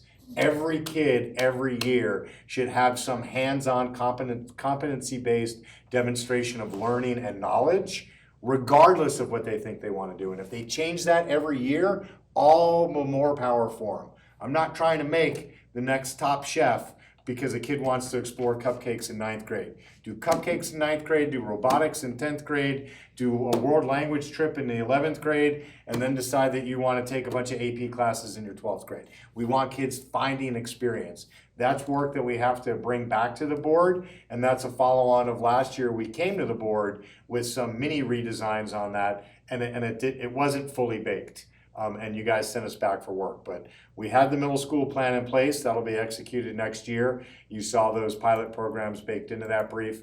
And we're on a larger secondary redesign around this idea of experience. We believe that drives engagement for our students, and we think it'll make that learning more relevant, that they'll be more active participants. And I can add a little bit to the engagement side as well. Chris Brandt's team with engagement, and we've talked and we've gotten a couple of spotlights and briefs on our social emotional cognitive learning work. So we'll take this work and data into account, but also Chris Brandt is leading a task force that's connected to discipline. We talked about that with Vice President Hafley and I said it right that time. Yes, right? Yes, I did. And President Mel Packham, but I just was talking to Chris just the other day, and they were talking about going to visit a school, one of the middle schools that they want to, for engagement practice that directly aligns to some of this, the relationship data and the pieces within here. So we're using that to inform our engagement practices for next year. And with the budget, what's the acronym that we just went through, the PBDA. PDA. I wanted to say PDSA. It's not. With the alignment that Superintendent Gall was talking about with support by areas, Chris Brandt's team is aligned in that, or his model is structured in that way as well. So to conclude, Director Ott, we see the same thing. We believe we have a plan in place for middle schools, and we are actively rethinking the secondary high school experience to address this, I'm just gonna call it this apathy towards the experience. We see our students as apathetic, and we have to understand that a little more deeply. Thank you. Okay. So seeing no further questions, thank you for presenting this data. I'll summarize with 3 takeaways for me from this. If this is going to reflect the climate and culture in our schools, I cannot understand why Palmer and Swigert and there was one other school out there had that low participation out there. There has got to be something. If this is a reflection and this results in, if 3 of those metrics rise up and we can see positive student growth and achievement, why was this not a priority at both those schools? We just need to We'll get a follow-up. Yeah, follow-up. I don't want to assume any malintent. We'll find out if just they're follow up on that, just make sure that when we, guidance, make sure that when we do put out these surveys that schools get that information that this is a priority, that this provides the culture and the climate of the school. The second thing would be that we did give a shout out to a lot of schools that showed double-digit gains.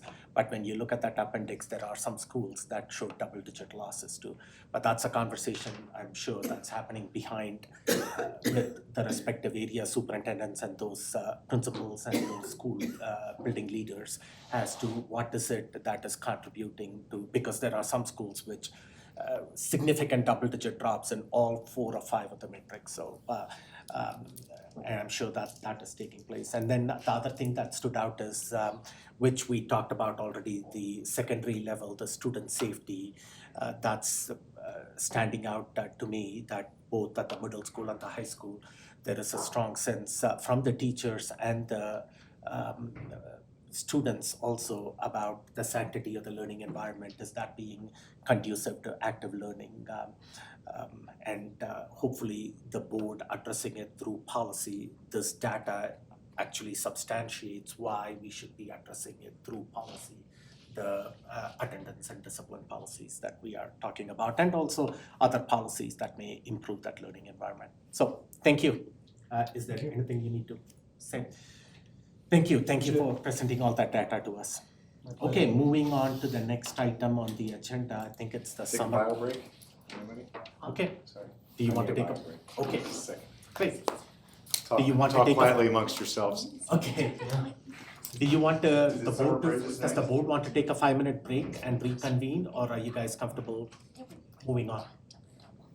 Okay, If you're ready to move on, I'm happy to introduce Tamara and Yeah. Brenda. yeah, so the next item on the agenda is Summer Bridge. Yes. And Brenda, you are going to join us up here? Absolutely.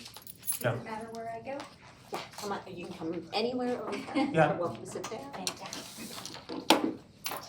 So this is an update on the Summer Bridge that is coming up pretty quickly in the next couple of months. And this would be the last year that this program is being funded through ESSER funding. And for future funding of this program, we have to see where the money, it's got to come from the general funding. With that, I'll turn it over to you, and you can provide an update as to what's happening this year and how is this going to be different than last year. Yeah, absolutely. Just quickly before I turn it over very quickly to Brenda. Exactly with what you were just saying, I want to remind us that the programming that we built and the amount that was budgeted for came directly from ESSER. It with a charge to address accelerated learning due to the loss of instruction that came out of the pandemic and the results that we saw from that. And so as we're moving out of that, we've been working on aligning to what we've seen nationally from the research and best practice. In fact, when Brenda came before you last year, and she's going to address it tonight, she talked about changes we would be making for this coming year and the changes that she made when she came on board based on that best practice. So that's really important. And then as Brandon discussed tonight, with going through the budget, we will then use, because this was to be used towards pandemic learning loss, for our ongoing extended school year summer programming, we'll take the best of what we see from these results, put that together for our D11 summer programming, and move forward, and we can give you more of an idea of what that means budget-wise. But that's the shrinking idea, and I couldn't be more happy to turn this over to Brenda, who leads our expanded academic learning work, which is, as a reminder, extended school year, extended school day, and during the day supports. I think Tamara did a good job. I think I can probably just. You said that last year too, and that's not true. You have a ton of slides, so okay. So thank you for allowing me to come and give you a snapshot of what's to come for Summer Bridge, which we are extremely excited to tell you the things that we have been doing. And I'll go through that, but for those of you who don't know me, I'm Brenda Duran. I'm the Director of Expanded Learning. I've been in D11 for 6 years now, going on my 7th. And so I am proud to show you what we have done. The we is actually 2 coaches and myself. So there's a party of 3 that have been charged with this exciting venture. So our agenda tonight is to talk about the expanded learning that is happening in D11, because it's not just Summer Bridge that my program is in charge of. That's not the only thing that we do. We're going to talk about the shifts that we've made from 2023 to 2024. We're going to give you an overview, and then we're going to tell you the next steps, because we have less than what, maybe 35 days before we hit the ground running. So with that, we know that the research shows that this isn't rocket science, that any kind of extension of increasing instructional hours for our students, obviously, the better they're going to do. The more they're in school, the more opportunities, robust opportunities that we provide for our children during the school day or extending the school day, we know will increase student achievement and growth. How we get there is the key. So what parts and components of what my team also manages is the air tutoring that we have, and the Children's Learning Center in Language Arts, and the SAGE tutoring. So air tutoring and SAGE tutoring are math enrichment opportunities. Children's Literacy Center is all literacy. We're also doing, this year, this Summer Bridge program, we're gonna implement and pilot a leading edge before and after school care program for 3 of our sites. That will be Henry, that will be Rogers, and Keller. And so we're taking Leading Edge, which is a before and after school care program. We're gonna pilot to see how they provide before care, which will start at 6 in the morning up until Summer Bridge begins, which is about 8-ish. And they'll come back in the evening about 2 o'clock until about 6 o'clock to provide after school care for families until students can be picked up. This is a different program because they offer several labs. It's not just a daycare babysitting service, and that will be my charge to be able to go in and observe what that looks like in comparison to some of our before and after school care programs that we currently have. Our Summer Bridge programming, it is middle school, which you just talked about this evening, is how do we get our middle schoolers excited about learning? And we're gonna really incorporate a lot of STEAM and STEM activities at the middle school level, and I'll go into that later. High school has always been credit recovery, but that doesn't mean that their instruction shouldn't be rigorous and engaging as well. And then of course our Jump Start, which I'll get to as we go further. So this is what we told you we were gonna do in 2023. We said we were gonna call this a D11 Summer Bridge program, which we're gonna continue to message. So it's not an individual site Summer Bridge program, it is a D11 program, which means it encompasses all of our efforts, Summer Bridge principals that are going to work the program, non-Summer Bridge principals, as well as staff, to put in the efforts to make this the best robust program we have. So in 23, you will see we went from 37 sites to 24.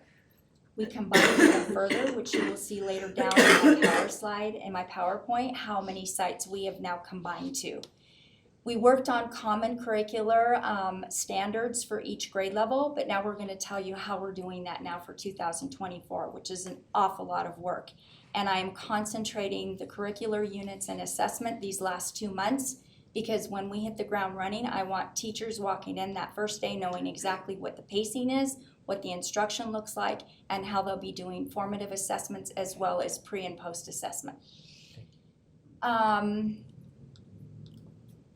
So we're gonna do high impact tutoring. We're gonna do that with, we're gonna continue that. We piloted it a little bit last summer. We're now going to have air tutoring in all of our 8 elementary sites. We're gonna do English language arts and math tutoring sessions for 20 students. If we can do more, we definitely will. We are going to put SAGE math tutoring specifically at the middle school level. So all middle school sites will receive specific SAGE math tutoring sessions for 45 minutes. We're working with Philip Hutcherson to make sure we design that. We're also designing, and I'm probably going too much into detail, but I'm extremely excited to tell you what we're doing. There will be planning times embedded in that week where the tutors will actually plan with the teachers to make sure that the online the in-person tutoring services that are occurring are aligned with the instructional practices that are being delivered. That's really important. Thank you for sharing. Huge. And so we're getting there, but it makes no sense to have a tutoring session, especially at the middle school, if the instruction does not match the skills that are being tutored. Coaching embedded model. So we have picked 2 principals that will be coaching mentors. That's Christina Butcher and that's Stacy Brisbane.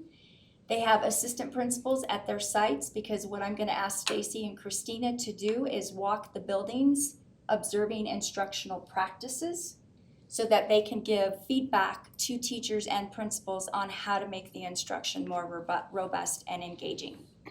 While they are out observing different classrooms, which I will also be doing as well as my coaches, the assistant principals will hold down the fort. So that's also new in terms of having coaching mentors. Curriculum, common criteria for selecting students, I'll go through that in just a little bit, hasn't changed very much. We now have 2 programs. We have a 4-week session at 4-week elementary sites, and we have 4 6-week sessions. Parents can choice into any one of those programs anywhere in the quadrant. They can choice into a 4-week or a 6-week, and it doesn't have to be in the boundaries that they live, as long as they can provide transportation if it's outside of the bus routes. But it's all choice. That's longer time with students, and then of course we're gonna do the STEM connection and interdisciplinary focus at the elementary through middle school, but we are going to hyper focus at middle school so that we have enrichment partners coming in 2 to 3 times a week to provide lessons, and at the end of the 4-week program, there's a culminating project at the end that students will have to demonstrate learning. So it's project-based. Alrighty, so here we go. We are now going down from 24 Summer Bridge sites to 15. That's 8 elementary. That is 4 middle school, 4 high school, and our middle schools are being embedded into the high schools, but totally separate. So, for example, at Coronado, Holmes and West will be in the basement level, while high school will be on the top. Principals have done a fabulous job of making sure that students are not going to lunch at the same time or interacting with one another.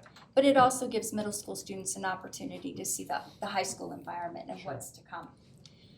K-12 created curricular units. I'm excited to tell you what we're doing here.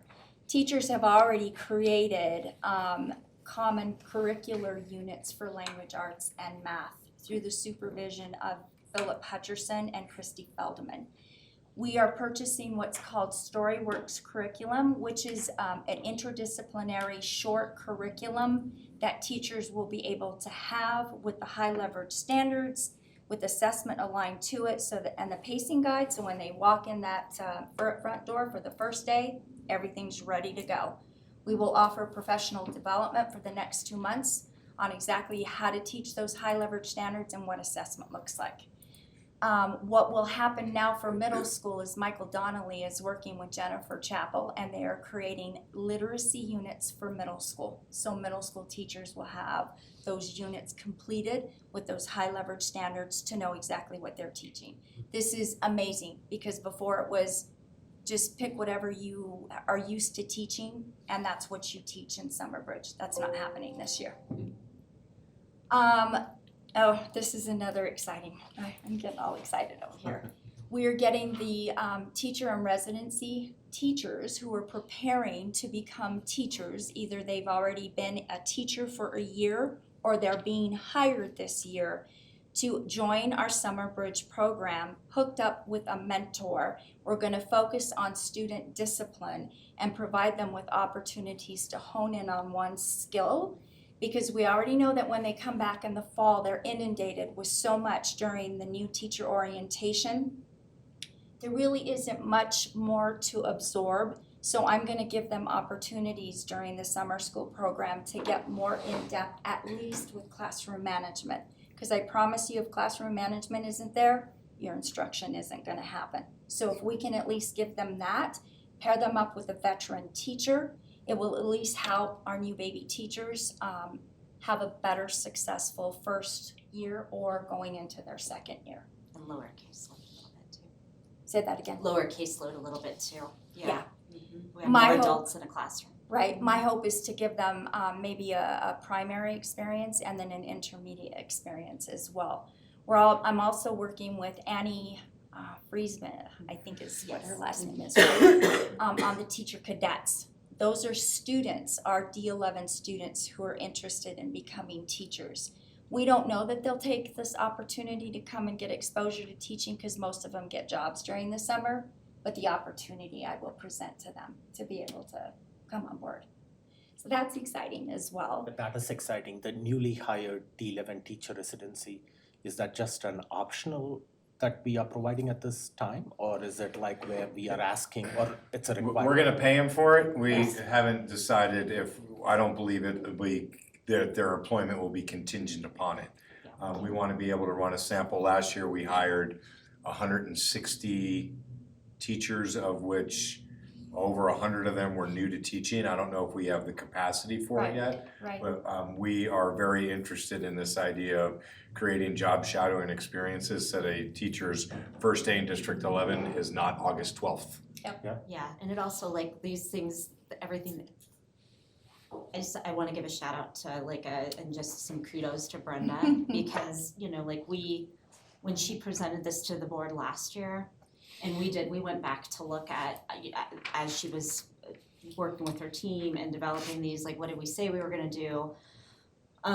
We didn't even have an expanded academic learning department here, the district that I came from, we created one out of, because of the need, out of putting together a plan for use of ESSER funds with community involvement. So we had learned a lot that we could take from that, from the research. And Brenda came in almost mid-year and put changes in place right away based on some of that learning and then added more. And so this whole slide is you saw the previous slide where she said, this is what we told you last year we were gonna do and we've done them and we've done this. That residency, what I would say is that is something from the previous district, that was the whole intent, right? If you're gonna do something, give somebody an opportunity to get to know the district a little bit more and not have day one be day one, right? They get a little bit mentor and support. Right. And Brenda and team, they're taking it to the next level with what are our current programs we have with teacher cadets, how she's structuring mentoring. So it's gonna be a lot to learn from and decide from a budget standpoint, what can we move forward, even in other areas that might just be pipeline areas. So when she gets excited, yes. The ROI on that should be great. Say that again, I'm The sorry. ROI on investing in getting our staff comfortable with Right. D11 and what we're doing before they hit the ground with 25 faces, Right. looking at them, Right. that's gonna pay huge dividends. I'm extremely excited, but I am going to ask Brandon to reimburse me for the boxes of hair color and Botox injections I have done. I was nervous to come and present, but I was more nervous because I wanted to make sure both my shoes matched before I got here. So another thing that we did this year was a centralized registration process. No school is doing their own individual registration process. Melanie Bulick and Tom Hunt have sent out one registration link to the families that we've identified to register for Summer Bridge.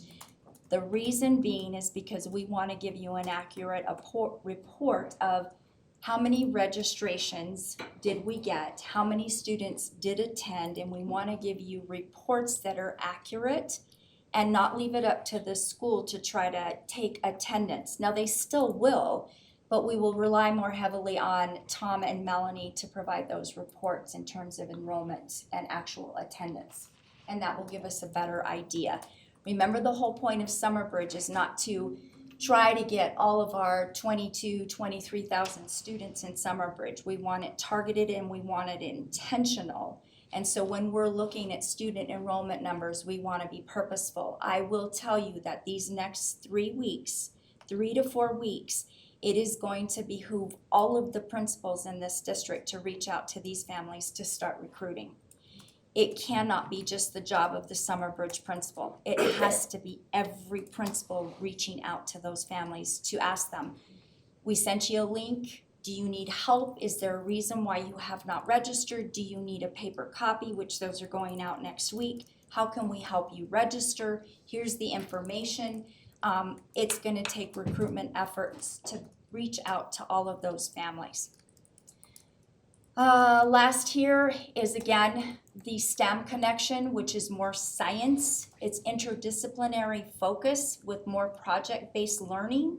And so it's not just doing more of the same. I have already met with Summer Bridge principals, probably a total of, I know it's 4 times with elementary, I'm going on my 4 with high school. It's 4 for elementary and middle, and then I can't tell you how many meetings we've had for high leverage standard planning, curriculum, and assessment. We've probably had a meeting every Thursday since February of this year, every single Thursday evening from 4 to 5:30, 6 o'clock. And so what we are doing here is we are ensuring that the enrichment community partners that we're signing up with is not just come and blow up, I don't know what you blow up for middle schoolers to get excited. It is actually coming in and teaching lessons to do a project-based learning at the end of the 4-week program. So it's a lot of work with this particular area as well. I keep telling principals, if we give the kids more of what they just left us in May, what middle schooler is gonna wanna give up their summer to come back and get more of the same? It's not gonna work. It is just not gonna work. So this is what it looks like. Here are our 6-week program sites. So Taylor is hosting the central area schools. Keller is hosting the northeast area schools. I'm not gonna read this to you. Our middle school and our high school are at 4 weeks, but what you see between our 6 and our 4-week elementary programs is parents can pick to go anywhere in these sites. Like I said, if they choose to go clear across town, as long as they provide their own transportation, we're allowing it. But it's a 6-week program, so the dates are June 3rd through June 28th for 4-week, and June 3rd through July 12th for the 6-week. And those last 2 weeks of the 6-week program, we better make it as robust as possible, because after the 4th of July, that's really gonna be hard to get kids to wanna come back. So is the day a full day, and is it 5 days a week? It is. It is 5 days a week. And so we know we have to do 2.5 hours of literacy and 2 hours of math. And then most of that is gonna be interdisciplinary. So I wanna see science and I wanna see social studies embedded in that. And I'm cautioning them, how many field trips are you taking?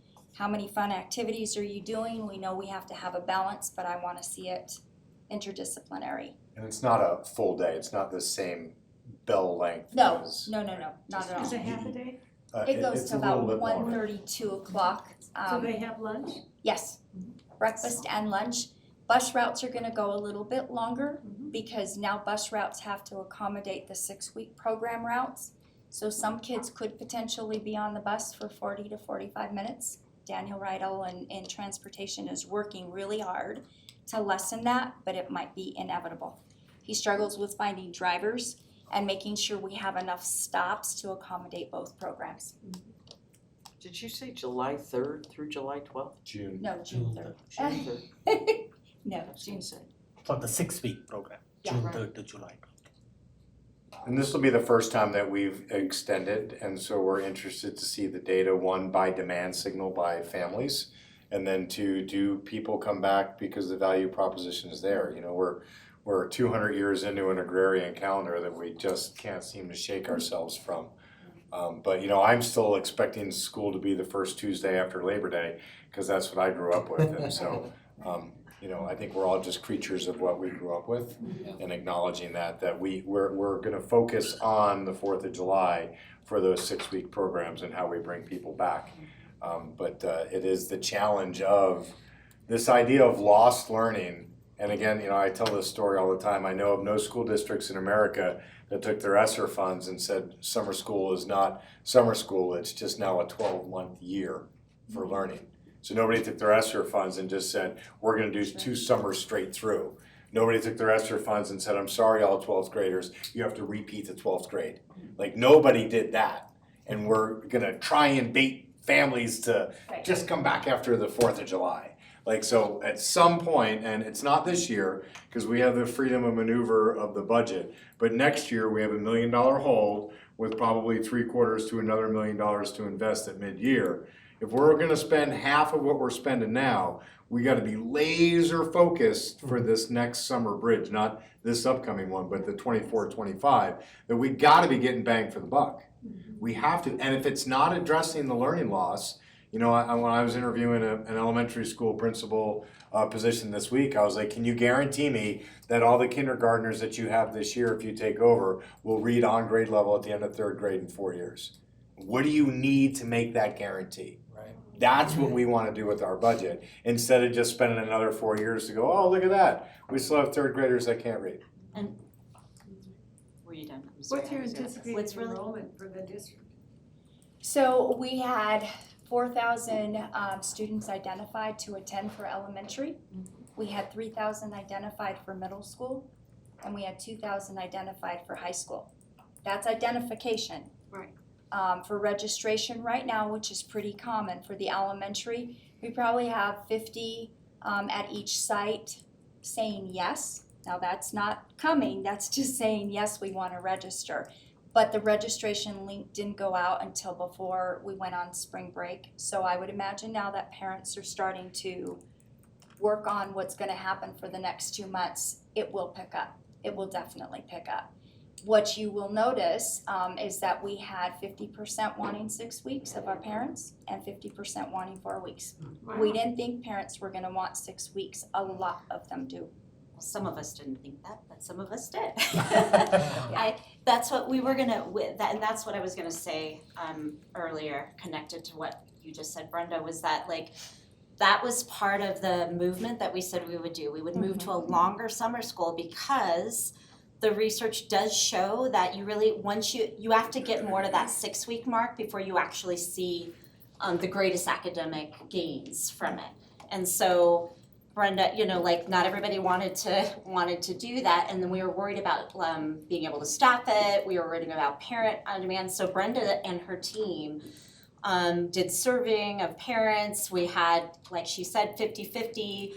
We worked really hard with staff to see, let's just try it. Let's put it out there and see if, like her team put it out there, will they go for the 6 week? Can we be creative about how we, if we can allow them to do 3 weeks and have some transition in between, right?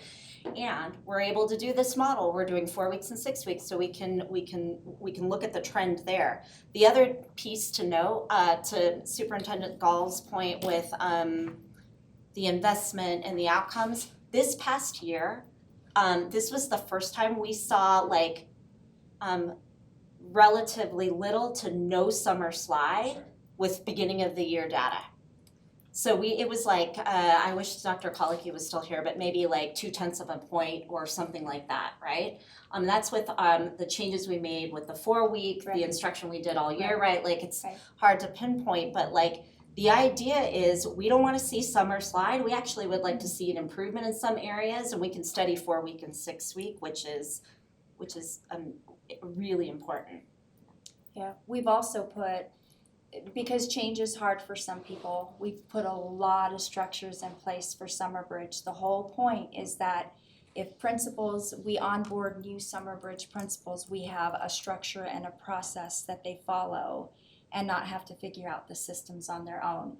So it was a change for Summer Bridge principals. Brenda, why can't I do my own registration in my building? Well, because we're putting structures in place.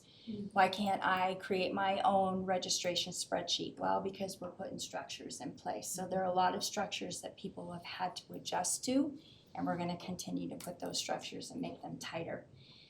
The criteria for student profile hasn't changed. What I want you to pay attention to, though, is we are saying again, 80% attendance. And so part of the incentivized packet that we are providing is that those kids that meet the 80% or higher, we are providing backpacks filled with school supplies for the upcoming fall. And that will be school supplies that the district does not provide, so the basic stuff. And principals don't know that yet, but they're going to get that, bless you. So I won't spend too much time there. This is the map, so you can kind of see the. Before you go past. Sure. So, what if, Jill's children were identified and they wanna go, and I live next door to Jill. And I want my kids to benefit Yep. from this extra time. Yep. Is there provision for that? We put them on a waiting list, so we're not turning anybody down. Okay. As a matter of fact, I just had a phone call about a student who has some behavior challenges. Who is not identified for the Summer Bridge profile. We're gonna put this child on a waiting list, and if there is room, I'll be darned, but we're going to get the supports for this kiddo. Because it will only help the upcoming year with his behavior. Now, we know parents should probably do some extension in the summer, but if we can even give him the opportunity to improve that behavior with expectations, we're definitely gonna include those students. We're also putting those siblings on the wait list that didn't qualify, but maybe the brother or the sister did. Yeah, we won't turn anybody down. If there's space, you're coming. This is what the map looks like. Thanks to our facilities department, they're letting you know exactly where they are, so it's not as colorful this year, and it will probably get less colorful next year as we shrink sites. Jumpstart's coming, however, it's going to be structured yet again. And so we're not allowing high schools to choose between 3 to 5 days of a Jumpstart. It's gonna happen right before students come back. Teachers will already be on contract.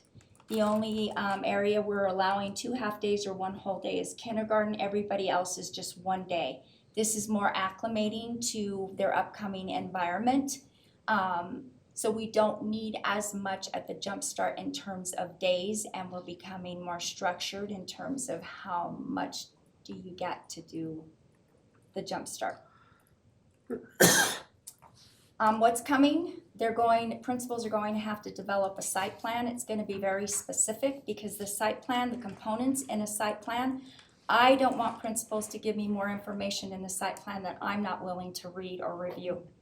And so the components that will go in a site plan will be components that at the end of the program, I want them to come back and tell me how they met those goals identified in the site plan. So that's gonna be very specific. Right now, we are uploading all of the registrations that are coming through. This is a huge undertaking. My coaches have been working nonstop uploading those registrations into spreadsheets. It's just been an amazing amount of work. The last part here, I can't even tell you how many sessions we've had to meet with elementary, middle, and high school principals and staff. I will have one tomorrow evening. You're very welcome to come to the Wasson campus and listen in on how these logistical and curriculum and assessment planning meetings have happened, because we're very structured in next expectations. So this is hugely important that I think I would ask Mr. Gall and Tamara to help me with, is that it's gonna require all principals to reach out to families to recruit our kids. Yeah, we saw it last year. We started slow and it came on like gangbusters and we got where we wanted to be. And so we're post spring break now and we're engaged and we're ready to go. Yeah. As long as we get the positive input from the board that you're in agreeance of our summer bridge plans. So tomorrow night is when I'm gonna give them the to-dos, which is they should be designing a skeleton master schedule, they should be connecting families. And then we're gonna give them the high leverage standards for ELA and math units. That's coming tomorrow night with spaghetti. So you're very welcome to join. That's a lot of information. I wish I could tell you everything that we're doing, but I'd keep you here until probably 9 o'clock. Thank you. Really appreciate it.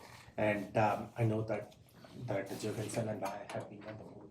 Director Art too has been on the board the longest.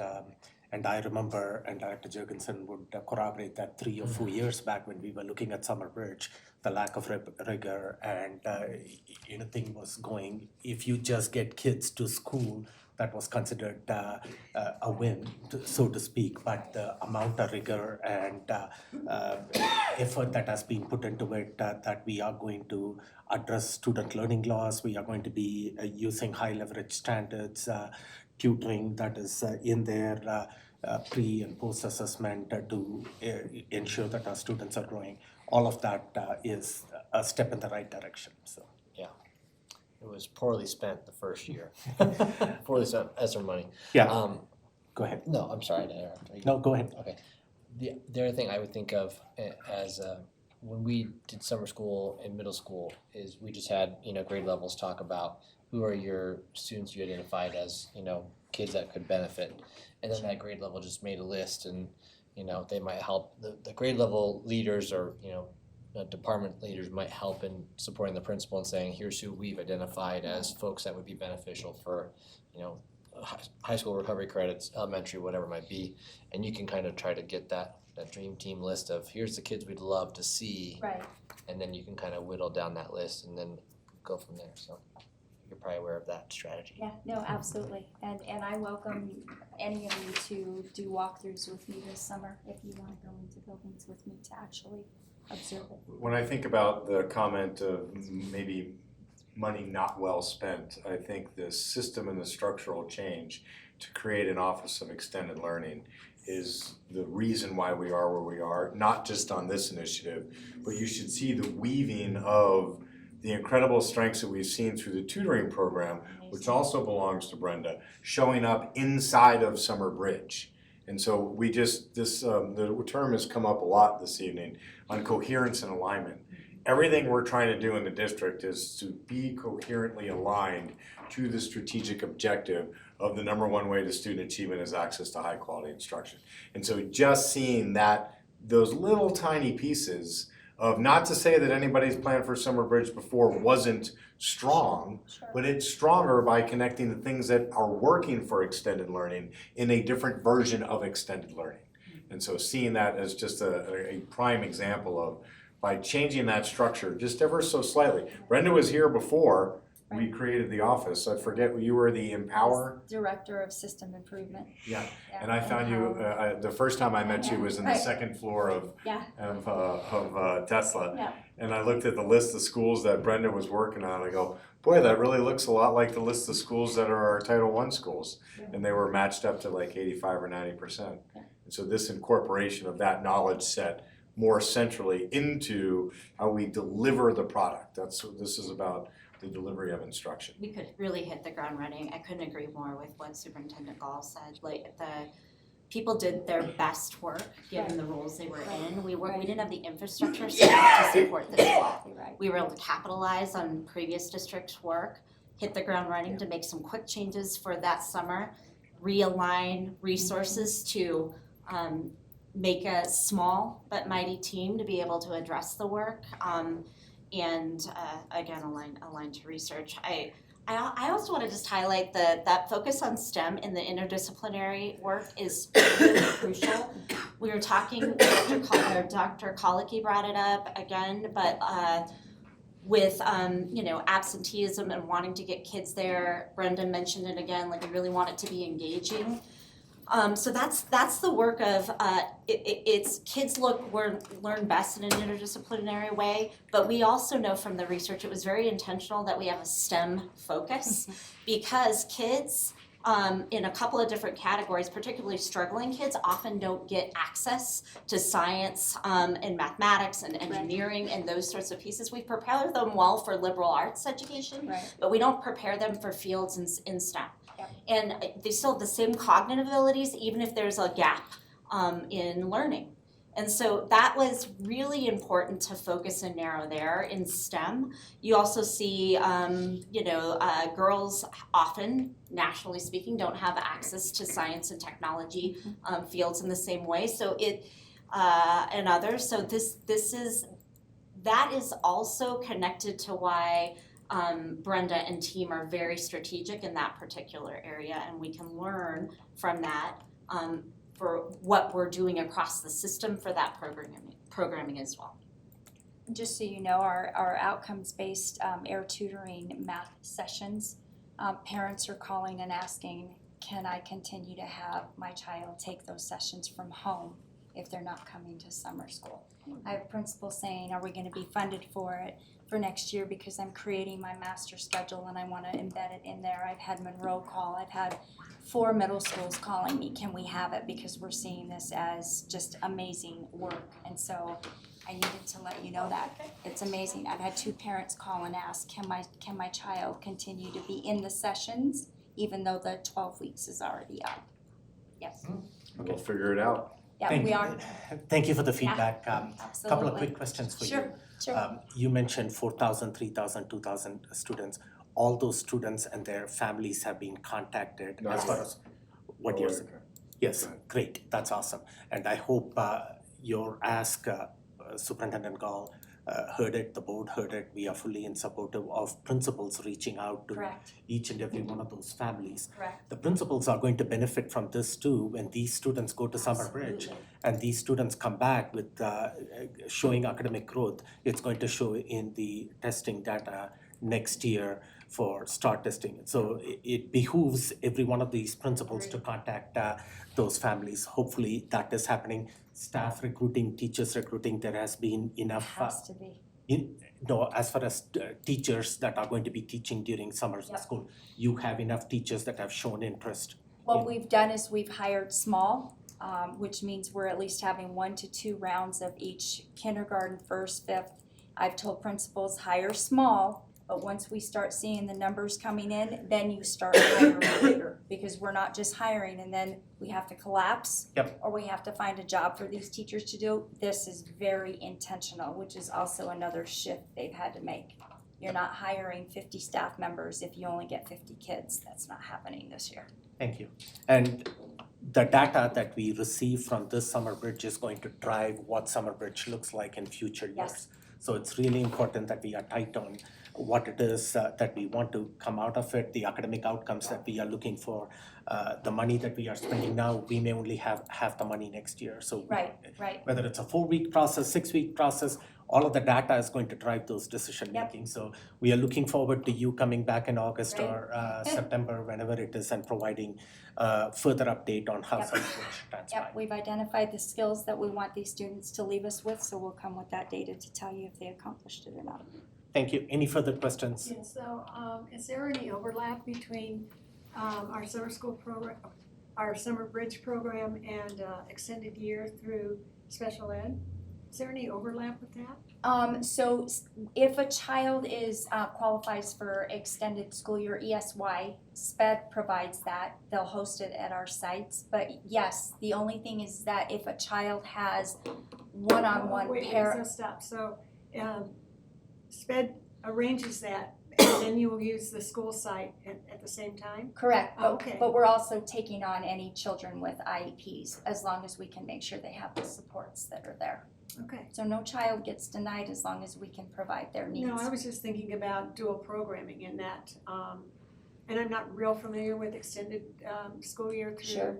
through SPED, other than the fact that they get extra learning Right, beyond the school year. right, but not all of them do. But not all of them do, and I'm thinking that being around the other kids is a greater, a richer Sure. opportunity. Sure. Thank you. Sometimes does it happen in the home, right, through SPED? The extended school year for ESY, I think they normally do it at a site location where Okay. parents have to take the child to receive the services, which is why they're gonna utilize our sites to host those services for those kids that have it identified in their IEP. Gotcha. Kendra has been talking with our executive director of special populations, Everybody. Deirdre, and like we can continue to like your point's well taken. It's good to make sure that we're offering, equitable opportunities and, since they're gonna be, since both programs will be at the same sites, what are the opportunities for cross-pollination and work together, so we can look even more deeply. Nicole Giardin in the ELL department, CD help me. CDLE. CDLE, I'm tired, so she's gonna even look at, is there a need to host, maybe just to teach second language learners only English this summer? So we're looking at that too. Thank you. Yeah. Thank you for that update All right. and wish you success in the summer bridge We're gonna make program it and work. we're looking forward President to. Melpacum? Yeah, go ahead, Director. Thanks.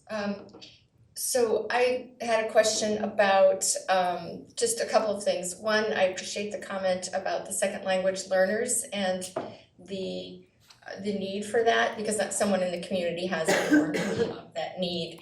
The other thing, speaking of English language learners, a child may have a grasp on the language, but a parent might not necessarily. And so when there is outreach from our principals, and I think that's fabulous, I think it's great that they're reaching out, but I know a family who the parents do not speak English well, and so the principal calls them and leaves a message, and they don't have the ability to understand what the principal says without asking someone who can interpret for them.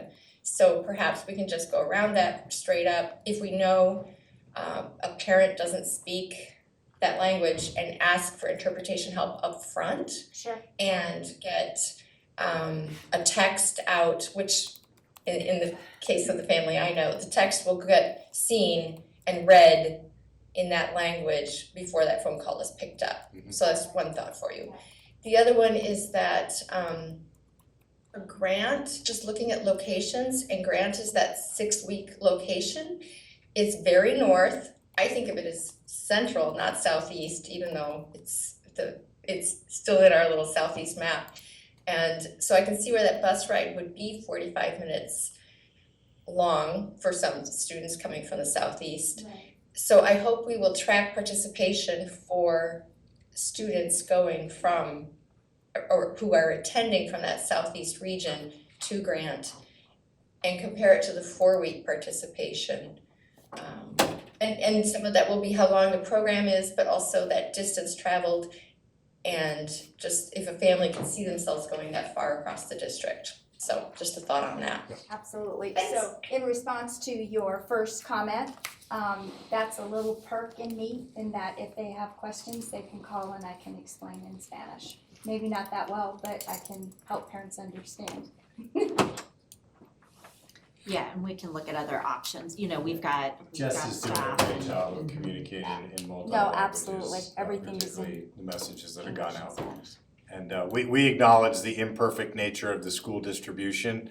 When we built the network system, especially because so many of our families do choose, there were a couple outliers. Grant was one of them to help balance the portfolio that could have gone in any one of 3 of the regions and ended up in the southeast.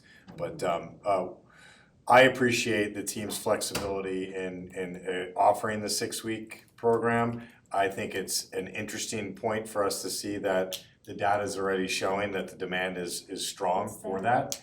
And I think that will really inform us going forward that if there is any inequity driven by the 6-week location being at Grant, I would anticipate that we would be offering more 6-week locations in the following years, Yeah. which would help overcome that. Yeah, and just quickly, like what Brenda worked really hard with our operations team, and I see Chris over there, like, I mean, we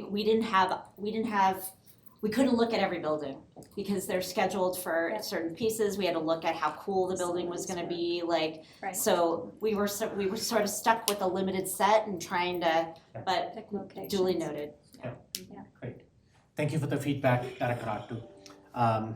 So we looking forward to the data coming back. Thank you for the work. Anything else? No, nothing at this time. So Alrighty. we are pleased in the direction. That's Yeah. the take from the board as I get it.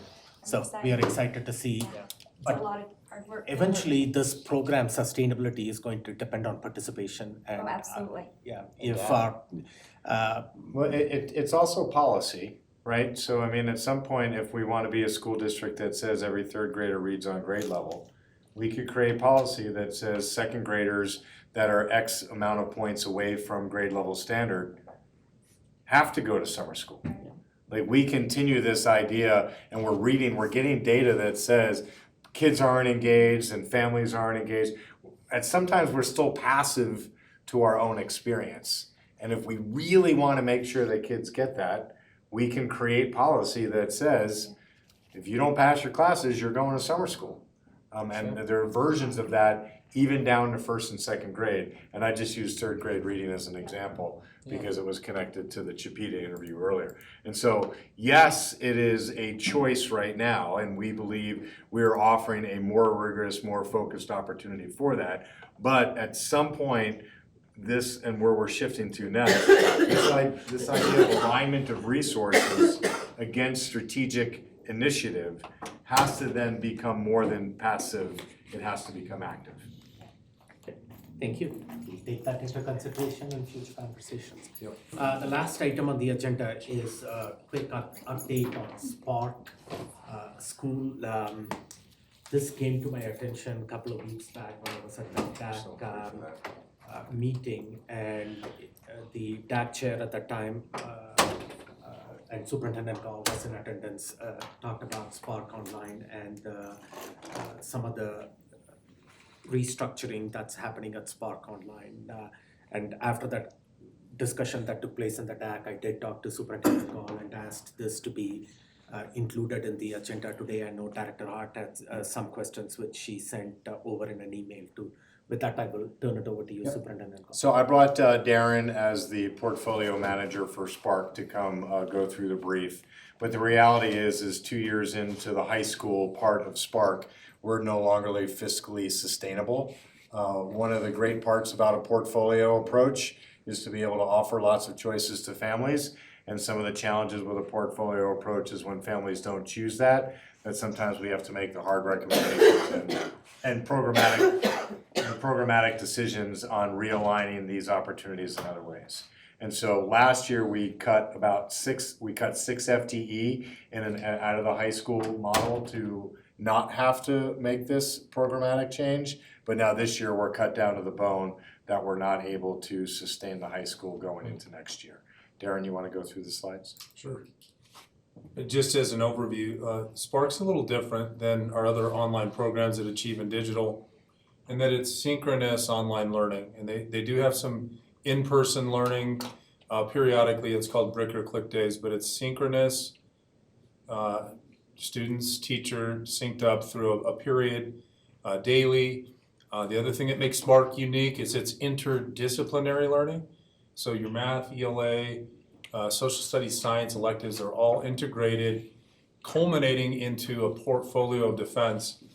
So it is a unique program, and there is, we have, as you know, there are families that are interested in that. In terms of the comprehensive enrollment numbers, and this is historical and it's based on the October count, you can see what's happened over the last 3 years. First year, coming out of the pandemic, we had interest, a little more interest than we've had the last 2 years. The last 2 years have held pretty steady, but keep in mind we're adding, we keep adding a grade on. So if you look at 2023, 2024, you're at 200, and that's including some additional grades in the mix. Are there any questions on this? Do you want to take a look at that? Well, I mean, it looks like even the enrollment in K through 8 have dipped since the pandemic. I mean, you have kindergarten with 7 students. Yeah, there are, and we'll have recommendations at the end. There are larger reviews that we need to do even at the K-8 level. The challenge that we have right now is the expense of the high school. High school certification, even though online, is just much more costly to be able to staff than it is at the K-8 level. And so yes, those numbers have gotten smaller. And yes, we need to engage to understand what is attracting our families to Spark that are there and what could be more attractive for more families. Again, I'll go back to a portfolio sometimes needs to change its portfolio. Currently at Spark, you can see our current numbers. This is, sometimes schools, and in particular Spark, will pick up students as the year goes along. But I think what's most important about this slide is if you look at the staffing allocations and the number of staff, in particular at the high school, that are required to get the 46 required credits in all of the required areas, And that's really the challenge in offering, you know, an online program like this. You also see there are two administrators that started the year for the high school, and then we had the principal leave early in the year, and our assistant principal at the time became the interim principal, and she sustained, the numbers made sense for her to sustain just that one administrator model for the year, and it's. Yeah, and so I have the memory of my first board meeting adding an FTE, which was the assistant principal position for us to be able to build out the high school. And so we're now coming into our second budget year of that decision, and it just hasn't played itself out. And with the loss of Julie Johnson as the principal, who left earlier in the year, and now Emily serving as assistant principal, our recommendation is to go back to a single K-8 model with one administrator. So there's 4 FTE right now and an administrator to support the 60, 70-ish students that are in the high school.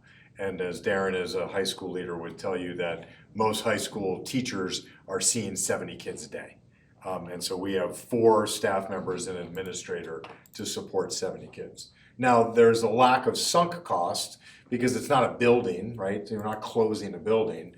And we think in the recommendation slides, some tinkering at the Digital and Achieve program allows, you want to go to the next slide, gives our families an opportunity to continue if they want an online experience. Achieve is not Spark online high school right now. But we believe that if there's demand that families want to continue an online experience, we can move maybe 1 or 2 of those staff members from the Spark experience into the Achieve experience to deliver that synchronous online learning. Remember, Digital and Achieve is mostly module-based or asynchronous in its learning. And so this idea of getting the synchronous. But really the big vision picture that we've come to is we have nothing against online learning. We just believe we need one online learning school with multiple programs, not multiple online learning schools, each with an individual program. Sure. And John Bailey and team have proven that they can do things in Digital Achieve that no other district in the county is doing. And so we think that this is an opportunity to make that shift. That's it. What kind of questions do we have? Okay, questions. A couple of things that, more so not questions, when you go back to the slide, a couple of slides back.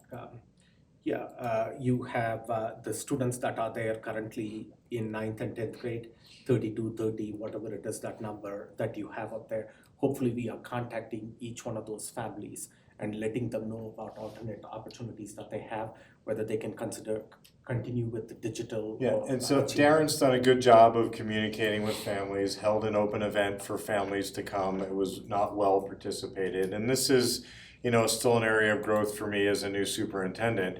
Darren's engaging with the families, and then the DAC doesn't know about it.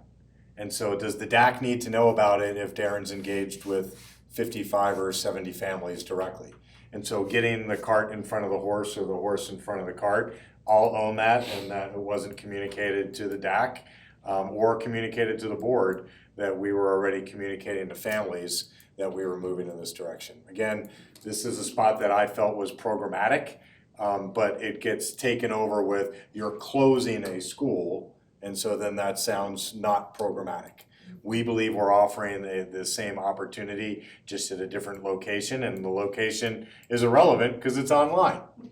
But I'm happy to take those rotten tomatoes and continue to learn through that process. But we feel very strongly that it's, especially as we build a budget on trying to deliver the highest quality that we can and over-resourcing the schools that have proven to give us that return on investment, that now's the time for us to take a pause and really figure out what is the online position of the district going forward. So what I understand is that the teachers in 9, 10, and 11 are given the opportunity to move over to Achieve Online? It will be based upon one, vacancies there, and first of all, they're certified teachers, they can work anywhere in the district. So I got 100 openings in the district right now. I got 12 openings at Mitchell High School. If those 4 teachers want to work in Mitchell High School next year, I guarantee them an interview with Sherry Callback and the principal, period, dot. But if they have a restriction that they can feel they can only teach online, if demand grows at Digital Achieve, we will source first from those teachers to be able to fill that. Any other feedback or questions to Superintendent Gall on this topic, or area Superintendent Darren Smith? Director Clark. President, thank you. To me, this may be a programmatic change, but having not attended every DAC meeting, it would be nice to have a heads up on significant changes like this, as we are ambassadors to our community, and we are also trying to tell people what is available in the community. Like, yes, we have 2 online high schools, consider this one or this one, and then one goes away. So that's why I like to be personally kept abreast of what's open or not. I appreciate that you are looking at expanding, or I guess expanding is the right word, at Achieve, because those families could come over. And with it, when I look at the numbers, I'm counting 75 students Go next slide. in 9th through 11th grade. So to me, that's that's a significant number that we want to not just leave adrift. And it sounds like you're not, so I appreciate that. And more. I think that's it for the moment, since I'm reassured now on the. I'm owning the miscommunication. I've been working with Darren and Jess Wise on the letter, and out the letter went, and so that's on me. So not intended to be an end around. I addressed it directly that evening with the DAC, and that's not our intent, is to be releasing information before we're able to talk about it collectively together. And the change in the number, Director Ott, is the difference between count day and then active, as kids seem to move through our system a lot. I think the unfortunate part is that Spark has almost ended up more of an opportunity academy, more so than an intentional destination. And so people are flowing their way through the system and then landing at Spark sometimes in the way that they land at Digital or Achieve, which is why we think an alignment closer to Digital Achieve is going to better serve those families, which is why you see a variation in 9th and 10th graders and 11th graders on what's currently there as compared to what the count day was. As kids bounce through the system, they try for online, but we're doing a really good job at Digital Achieve. And if I were talking to a family, I would say, if you're worried about your high schooler and they're not comfortable in a full live classroom environment, Digital Achieve is a place where they can get themselves not just to graduation, but through graduation and beyond. Matter of fact, and I want to pull it back up, if you remember, both Digital Achieve were on the 5Es data as schools that were well organized. And Spark was one with the largest gap of or gaps that we need to explore of why were the numbers so low. Thank you, Director Art, for your feedback. Just so the board is aware, I did talk to the superintendent about it after the DAC meeting to keep the board abreast of some of these changes that could potentially be happening, that they should come in front of the board and a collective board discussion. So the board is also aware of it, and in certain cases, the board may provide certain guidance on some of these things too. So Superintendent Gall is fully aware of it, and I'm appreciative that you took the responsibility for this too, and we will work on it going forward. And hopefully we can capture some of these students that we are losing from the 9th, 10th, and 11th grade back into one of our schools, Achieve Digital, or maybe they will come in person. Okay, thank you so much. With that, I don't have anything else on the topic today, so we will adjourn now. The work session is adjourned at 6:47 p.m. and we will take about a 10-minute break.